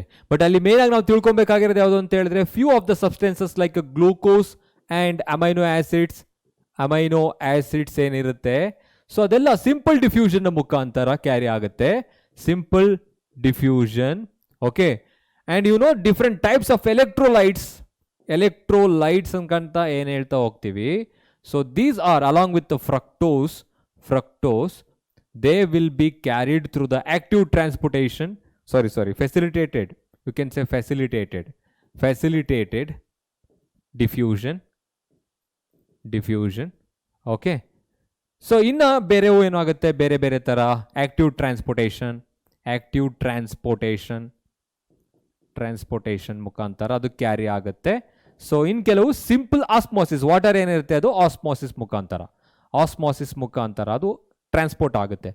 ಅಬ್ಸಾರ್ಪ್ಷನ್ಗೆ ಬಂದಾಗ, so we are just talking about transportation and absorption ಎಲ್ಲೆಲ್ಲಿ ಏನೇನು ಆಗುತ್ತೆ, just very simple, few drugs including some of the chemicals that starts from the mouth itself, ಮೌತಲ್ಲಿ ಅಬ್ಸಾರ್ಪ್ಷನ್ ಆಗೋದು. ಇನ್ನು ಸ್ಟಮಕ್ಗೆ ಬಂದಾಗ, ಇಂಟೆಸ್ಟೈನ್ಗಳಿಗೆ ಬಂದಾಗ, ನಿಮ್ಮ ಟೆಕ್ಸ್ಟ್ ಬುಕ್ ಇಂದಲ್ಲಿ ಒಂದು ಸಿಂಪಲ್ ಆಗಿರೋ ಕಾಲಮ್ ಕೊಟ್ಟಿದ್ದಾರೆ, ಅಂದ್ರೆ ಒಂದು ಟೇಬಲ್ ಕೊಟ್ಟಿದ್ದಾರೆ, ಟ್ಯಾಬ್ಯುಲರ್ ಕಾಲಮ್ ಅನ್ನು ಅಬ್ಸರ್ವ್ ಮಾಡಿ, there you can observe. So small intestine ಅಲ್ಲಿ ಮೇನ್ ಆಗಿ ತುಂಬಾನೇ ಯಾವುದು ಫುಲ್ಲಿ ಕಂಪ್ಲೀಟ್ಲಿ ಡೈಜೆಸ್ಟೆಡ್ ಆಗಿರುತ್ತಲ್ಲ, ಅದು ಕಾರ್ಬೋಹೈಡ್ರೇಟ್ ಆಗಿರ್ಬೋದು. ಅಂದ್ರೆ ನಾವು ಅದನ್ನ ಈಗ ಡೈರೆಕ್ಟ್ ಆಗಿ ಹೇಳಬೇಕು, amino acids, glucose as well as the fatty acids and glycerol. Okay, fatty acids and glycerol, they are absorbed by the lymph ಅದು ಅಬ್ಸಾರ್ಬ್ ಆಗೋದು. ಇನ್ನು ಉಳಿದಾಗೆ ಬ್ಲಡ್ ಏನಿರುತ್ತೆ which is present in the blood vessels villi present in small intestine, they absorb the nutrients along with water, ಅದು absorb ಮಾಡ್ಕೊಳ್ಳುತ್ತೆ. Okay, so next main ಆಗಿ disorders. Jaundice ಅಂತ ಹೇಳಿದ್ರೆ ಏನು, ದಟ್ಸ್ ಲಿವರ್ ರಿಲೇಟೆಡ್. ಓಕೆ, ಇನ್ನು vomiting ಅಂತ ಬಂದಾಗ abnormal movement of the bowel abnormal ಅಥವಾ ಇರ್ರೆಗ್ಯುಲರ್ ಮೂವ್ಮೆಂಟ್ ಕಾಣಿಸ್ಕೊಂಡಾಗ ಡಯೇರಿಯಾ, ಕಾನ್ಸ್ಟಿಪೇಷನ್ ಅಂಡ್ ಇಂಡೈಜೆಷನ್. ಇಷ್ಟನ್ನು ನೆನ್ಪಿಟ್ಕೊಂಡಿರಿ. ನಾರ್ಮಲ್ ಆಗಿ ಇದನ್ನ ಯಾವ ತರ ಕ್ವಶನ್ ಕೇಳ್ತಾರೆ ಅಂತ ಹೇಳಿದ್ರೆ, they will ask which among the following is not related to digestive system, ಯಾವುದು ಅಲ್ಲ. ಗೊತ್ತಾಗ್ಬಿಡುತ್ತೆ ಈಸಿಯಾಗಿ. ಜಾಂಡಿಸ್ ಅಂತ ಹೇಳಿದ್ರೆ ಲಿವರ್ ಯಾಕಾಗತ್ತೆ, because of increase in the bilirubin pigment ಅಂತ ಡೈರೆಕ್ಟ್ ಆಗಿ ಹೇಳ್ಬಿಡ್ಬೋದು.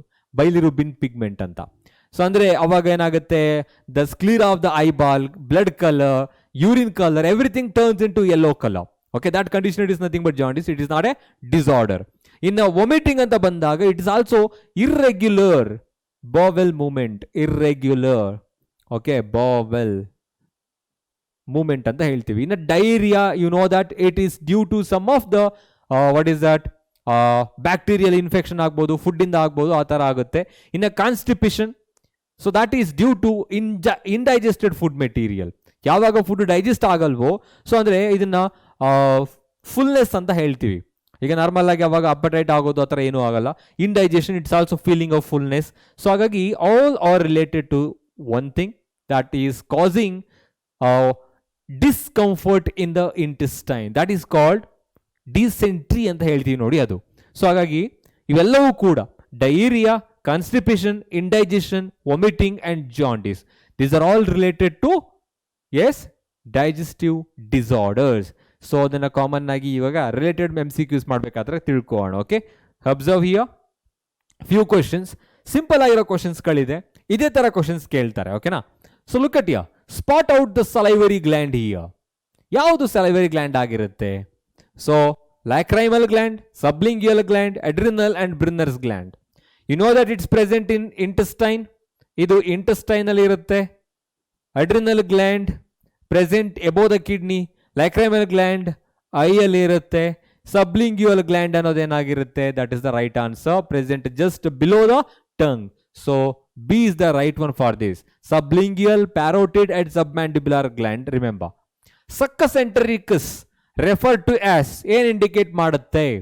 As I said, mucus, some enzymes and some of the hormones which are secreted by the endocrine gland, intestinal gland, they all together they become succus entericus. So andredu intestinal juice, gastric juice, chyme and also the pancreatic juice. The answer is the intestinal juice. Okay, ಅಲ್ಲಿ ಏನೇನು ಇರುತ್ತೆ ಅಂತ ಹೇಳಿದೆ? Mucus, enzymes as well as gland secreting hormones ಎಲ್ಲವೂ ಕೂಡ mix ಆದಾಗ ಆ intestinal ಜ್ಯೂಸ್ಗೆ ನಾವು ಸಕ್ಕಸ್ ಎಂಟರಿಕಸ್ ಅಂತ ಹೇಳ್ತೀವಿ. Next, match this one, very important. Crypts of Lieberkuhn ಎಲ್ಲಿರುತ್ತೆ? ಅದೊಂದು ಗೊತ್ತಾದ್ರೆ ಸಾಕು. ಇಂಪಾರ್ಟೆಂಟ್ ಆಗಿ ಈ ತರ ವರ್ಡ್ಸ್ಗಳನ್ನ ನೆನ್ಪಿಟ್ಕೊಂಡಿರಿ, ಈಸಿಯಾಗಿ ಫೈಂಡ್ ಔಟ್ ಮಾಡ್ಬೋದು. ಬಟ್ ಅದನ್ನೇ ಜಾಸ್ತಿ ರಿಪೀಟೆಡ್ ಆಗಿ ಕೇಳಿರ್ತಾರೆ ಇಲ್ಲಿ ಆಪ್ಷನ್ ಅಲ್ಲಿ. ಕ್ರಿಪ್ಟ್ಸ್ ಆಫ್ ಲೆಬೆರ್ಕಿನ್ ಬಂತ ಹೇಳಿದ್ರೆ ಇಂಟೆಸ್ಟೈನ್ ಅಲ್ಲಿ ಇದೆ, A3. Okay, sorry, okay, why have changed this one? Just a minute. You can see PQRS. ಇದನ್ನ PQRS ಮಾಡೋಣ, PQRS ಅಂತ ಮಾಡೋಣ. ಈಗ ನೋಡೋಣ ಯಾವುದಿದೆ. AR. ಓಕೆ, AR ಒಂದಿದೆ, ಎರಡಿದೆ. BP ಅಂತ ತೋರಿಸ್ತಾ ಇದೆ. ಪ್ಯಾಂಕ್ರಿಯಾಸ್ ಯಾವುದು? ಲೂಪ್ ಆಫ್ ಡಿಯೋಡಿನಮ್ ಅಲ್ಲಿದೆ. ಗುಡ್. ನೆಕ್ಸ್ಟ್ CS ಮತ್ತೆ CQ ಇದೆ. ಯಾವ್ದು ಕರೆಕ್ಟ್ ಇದೆ ನೋಡಿ? CS above the kidney. This is the perfect one. So ಯಾವ್ದಾದ್ರು ಒಂದನ್ನ ಪರ್ಫೆಕ್ಟ್ ಆಗಿ ಮ್ಯಾಚ್ ಮಾಡಿ ಕರೆಕ್ಟ್ ಆನ್ಸರ್ ನಿಮಗೆ ಸಿಗುತ್ತೆ ಯಾವಾಗ ಮ್ಯಾಚ್ ದ ಫಾಲೋಯಿಂಗ್ ಕೇಳಿದಾಗ. So remember, crypts of Lieberkuhn present in the intestine. Okay, so that is the A. Next, pancreas present in the loop of duodenum. Adrenal gland present above the kidney and gastric gland in stomach, D. So the right answer is C, option C. Okay, next ನೋಡೋಣ. Ileum is last part of the small intestine, middle part of the small intestine, first part of the small intestine, not at all the part of the small intestine. So ileum is the last part of the small intestine. So that is highly coiled tubular structure which connects to the cecum through the ileocecal valve. Okay, next. In which of the following sphincter of Oddi is found? Sphincter of Oddi ಎಲ್ಲಿರುತ್ತೆ? So look at here, pancreatic duct ಅಲ್ಲಿ ಇರುತ್ತಾ, bile duct ಅಲ್ಲಿ ಇರುತ್ತಾ, hepatic pancreatic duct ಅಲ್ಲಿ ಇರುತ್ತಾ, hepato pancreatic duct ಅಲ್ಲಿ ಇರುತ್ತಾ, ಅಥವಾ stomach ಅಲ್ಲಿ ಇರುತ್ತಾ? As I said, the portion where ಇಲ್ಲಿ pancreas ಇರುತ್ತಲ್ಲ, ಇಲ್ಲಿ pancreas ಇರುತ್ತೆ, and here the liver, that is called common bile duct. ಇದು pancreatic duct. ಎರಡೂ ಜಾಯಿನ್ ಆದಾಗ ಹೆಪಾಟಿಕೋ ಪ್ಯಾಂಕ್ರಿಯಾಟಿಕ್ ಡಕ್ಟ್. ಈ ಪ್ಲೇಸ್ ಅಲ್ಲಿ ಇರೋದು ಯಾವುದು ಅಂತ ಹೇಳಿದ್ರೆ that is nothing but sphincter of Oddi.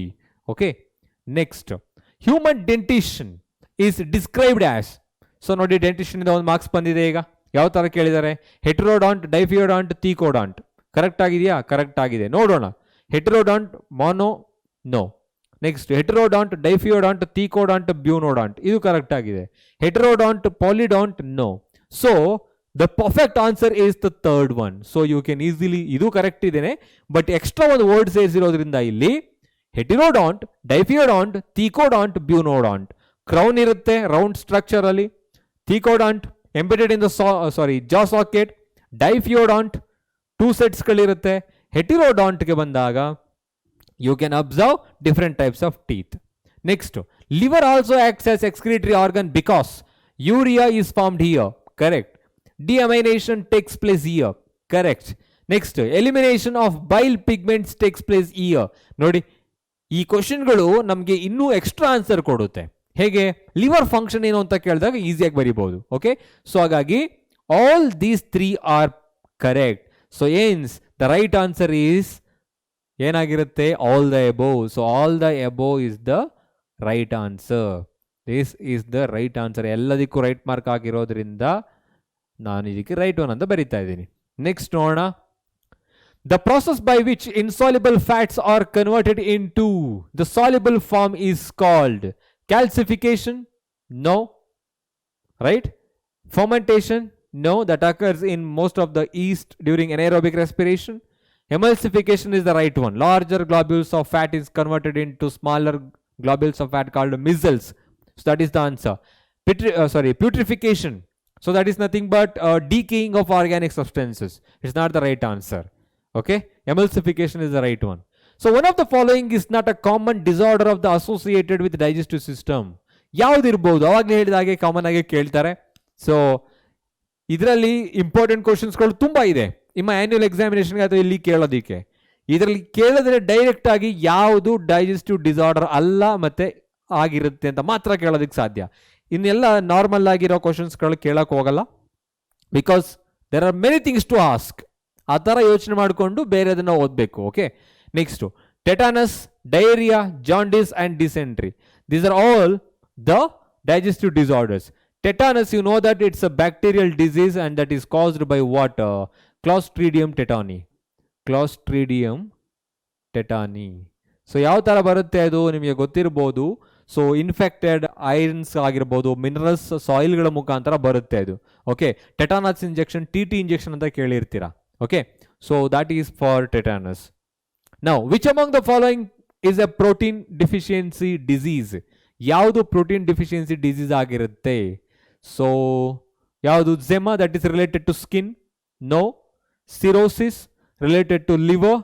ಕ್ವಾಶಿಯೋರ್ಕರ್, okay, and night blindness. Kwashiorkor and night blindness. So look at here. Sorry. Kwashiorkor is the right one. Night blindness, it is caused by the deficiency of vitamin A. Kwashiorkor anta bandaga, you must remember that. So that is caused due to the deficiency of the protein. Nutritional marasmus and kwashiorkor. Nutritional marasmus and kwashiorkor. Carbohydrate disease ಗಳು ತುಂಬಾ ಇದೆ. Fat deficiency ಬಂದಾಗ ಫ್ರೈನೋಡರ್ಮಾ ಅಂತ ಹೇಳ್ತೀವಿ. Next, renin acts on. ತುಂಬಾ simple, ಒಂದನ್ನೇ focus ಮಾಡಿ. Renin ಅನ್ನೋದೆಲ್ಲಿರುತ್ತೆ? Present in stomach ಅಲ್ಲಿ ಇರೋದು, ಹೌದಲ್ವಾ? ಹಾಗಿದ್ರೆ ಸ್ಟಮಕ್ pH ವ್ಯಾಲ್ಯೂ ಎಷ್ಟು? 7 to 8 ಇರುತ್ತಾ? ಅಲ್ಲ. ಎಷ್ಟಿರುತ್ತೆ? 1 to 3 ಇರುತ್ತೆ. ನೆಕ್ಸ್ಟು ಇದಾಗಕ್ಕೆ ಚಾನ್ಸೇ ಇಲ್ಲ, ಯಾಕೆಂದರೆ ಪಿ ಎಚ್ ವ್ಯಾಲ್ಯೂ ಬೇರೆ ಇದೆ. ಪ್ರೋಟೀನ್ ಇನ್ ಸ್ಟಮಕ್, ಹೌದು ಪ್ರೋಟೀನೇ ಇದು, ಬಟ್ ಯಾವ ಥರ ಇರುತ್ತೆ ನೋಡೋಣ. Fat in intestine, no. Milk changing casein into calcium paracasinate at 1 to 3 pH. Yes, usually that is converting the what casein into calcium paracasinate ಆಗಿ convert ಮಾಡುತ್ತೆ. ಯಾವಾಗ? 1 to 3 pH ಅಲ್ಲಿ, ಸೊ ಅಸಿಡಿಕ್ ಮೀಡಿಯಮ್ ಅಲ್ಲಿ. So this is the right one. Next ನೋಡೋಣ. The enzyme enterokinase helps in the conversion of pepsinogen into pepsin, trypsinogen into trypsin, caseinogen into casein, protein into polypeptide. So ನೋಡಿ ಹೇಗಿದೆ ಅಂತ. So ಇಲ್ಲಿ HCl hydrochloric acid help ಮಾಡೋದು ಇಲ್ಲಿ. So ಇದು correct ಆಗಿರುತ್ತೆ. ಕೆಸಿನೋಜನ್ renin ಬರುತ್ತೆ. ಸೊ ಹಾಗಾಗಿ ನೆನ್ಪಿಟ್ಕೊಳ್ಳಿ ಅದನ್ನು. Duct leading from parotid gland open into the vestibule is, ಯಾವ ಗ್ಲ್ಯಾಂಡ್ ಅದು? ಯಾವ ಡಕ್ಟು? 3 ಥರ ಡಕ್ಟ್ಸ್ಗಳಿದೆ ಸಲೈವರಿ ಗ್ಲ್ಯಾಂಡ್ಸ್ಗಳಲ್ಲಿ, Stensen's, Wharton's and Rivinus. So ಅವ್ರು ಕೇಳ್ತಾ ಇರೋದು ಪ್ಯಾರೋಟಿಡ್. ಸೊ ಫಸ್ಟ್ ಒನ್ ನಾವು ಏನು ಬರ್ತಿದ್ದು? Stensen's. So that is the right one. Haversian duct present in bones, Wolffian and ಎಲ್ಲಿರುತ್ತೆ ಅಂತ ಹೇಳಿದ್ರೆ ಇದು ಯೂಶುವಲ್ ಆಗಿ ಎಂಬ್ರಿಯಾನಿಕ್ ಸ್ಟೇಜಲ್ಲಿ ಫೀಮೇಲ್ ಡಕ್ಟ್ಸ್ ಇರುತ್ತಲ್ಲ, ಎಂಬ್ರಿಯಾನಿಕ್ ಸ್ಟೇಜಲ್ಲಿ ಕಂಡುಬರುತ್ತೆ ಇದು. ಹಾಗಾಗಿ ಇವು ಯಾವುದು ಆನ್ಸರ್ ಅಲ್ಲ. And the answer is B option, Stensen's duct. Which of the following gastric cells indirectly helps in erythropoiesis? ಯಾವುದು ಎರಿಥ್ರೋಪಾಯಿಸಿಸ್ಗೆ ಹೆಲ್ಪ್ ಮಾಡುತ್ತೆ? ಓಕೆ, ಅಬ್ಸರ್ವ್ ಮಾಡಿ ಹಾಗೇನೆ ಯಾವ್ದು ರೈಟ್ ಆನ್ಸರ್ ಆಗ್ಬೋದು. So that is parietal cells. So remember that erythropoiesis, the formation of RBCs formation ಅಲ್ಲಿ help ಮಾಡೋದು indirect ಆಗಿ ಯಾವುದು ಅಂತ ಹೇಳಿದ್ರೆ ಪೇರಿಯೇಟಲ್ ಸೆಲ್ಸ್ ಅಂತ ಹೇಳಬೇಕು. Next, gastric juice of infants contain. Infant ಅಲ್ಲಿ ಗ್ಯಾಸ್ಟ್ರಿಕ್ ಜ್ಯೂಸ್ ಅಲ್ಲಿ ಏನಿರುತ್ತೆ? ತುಂಬ ಸಿಂಪಲ್ ಆಗಿ ಹೇಳಬೇಕು. ಇನ್ಫ್ಯಾಂಟ್ ಅಂತ ಹೇಳಿದ್ರೆ ಅಲ್ಲಿ ಮಿಲ್ಕ್ ಅನ್ನ ಡೈಜೆಸ್ಟ್ ಮಾಡೋದಕ್ಕೆ ರೆನಿನ್ ಇರಬೇಕು. ಹಾಗಾಗಿ ಎಲ್ಲಿ ರೆನಿನ್ ಇರುತ್ತೆ ಅದು ಆನ್ಸರ್ ಆಗುತ್ತಾ ನೋಡಿ. ಆದರೆ ಗ್ಯಾಸ್ಟ್ರಿಕ್ ಜ್ಯೂಸಲ್ಲಿ ಮಾಲ್ಟೋಸ್ ಇರಲ್ಲ, ಮಾಲ್ಟೇಸ್ ಇರಲ್ಲ. ಇಲ್ಲಿ ಲಿಪೇಸ್ ಇರುತ್ತಾ? Yes, lipase, amylase, yes lipase ಇರುತ್ತೆ. And not this one. So the answer is pepsinogen, lipase and rennin. So this lipase also ಅನ್ಕೊಬೋದು ನೀವಾಗ, ಲಿಪೇಸ್ ಇರುತ್ತೆ ಗ್ಯಾಸ್ಟ್ರಿಕ್ ಜ್ಯೂಸಲ್ಲಿ. Yes, small amount of lipase has been produced from the stomach, secrete ಆಗುತ್ತೆ. So that is the answer. So now let's so I guess we have learned lot, I guess right. ಯಾವುದಾದ್ರೂ ಡೌಟ್ಸ್ಗಳಿದ್ರೆ ಮತ್ತೆ practice ಶೀಟನ್ನು ನಾವು PW ಆ್ಯಪಲ್ಲಿ upload ಮಾಡಿರ್ತೀವಿ. So ಅಲ್ಲೂ ಕೂಡ ನಿಮಗೆ ಎಕ್ಸ್ಟ್ರಾ ಇನ್ಫಾರ್ಮೇಷನ್ ಸಿಗುತ್ತೆ. ಸೊ ಅಲ್ಲೂ ಕೂಡ ನೀವು ಈ ವಿಡಿಯೋವನ್ನು ನೋಡ್ಬೋದು, ಪ್ಲಸ್ ಜೊತೆಗೆ ಪ್ರಾಕ್ಟೀಸ್ ಶೀಟನ್ನು ಡೌನ್ಲೋಡ್ ಮಾಡ್ಕೊಬೋದು. Okay, so thank you so much. Have a nice day.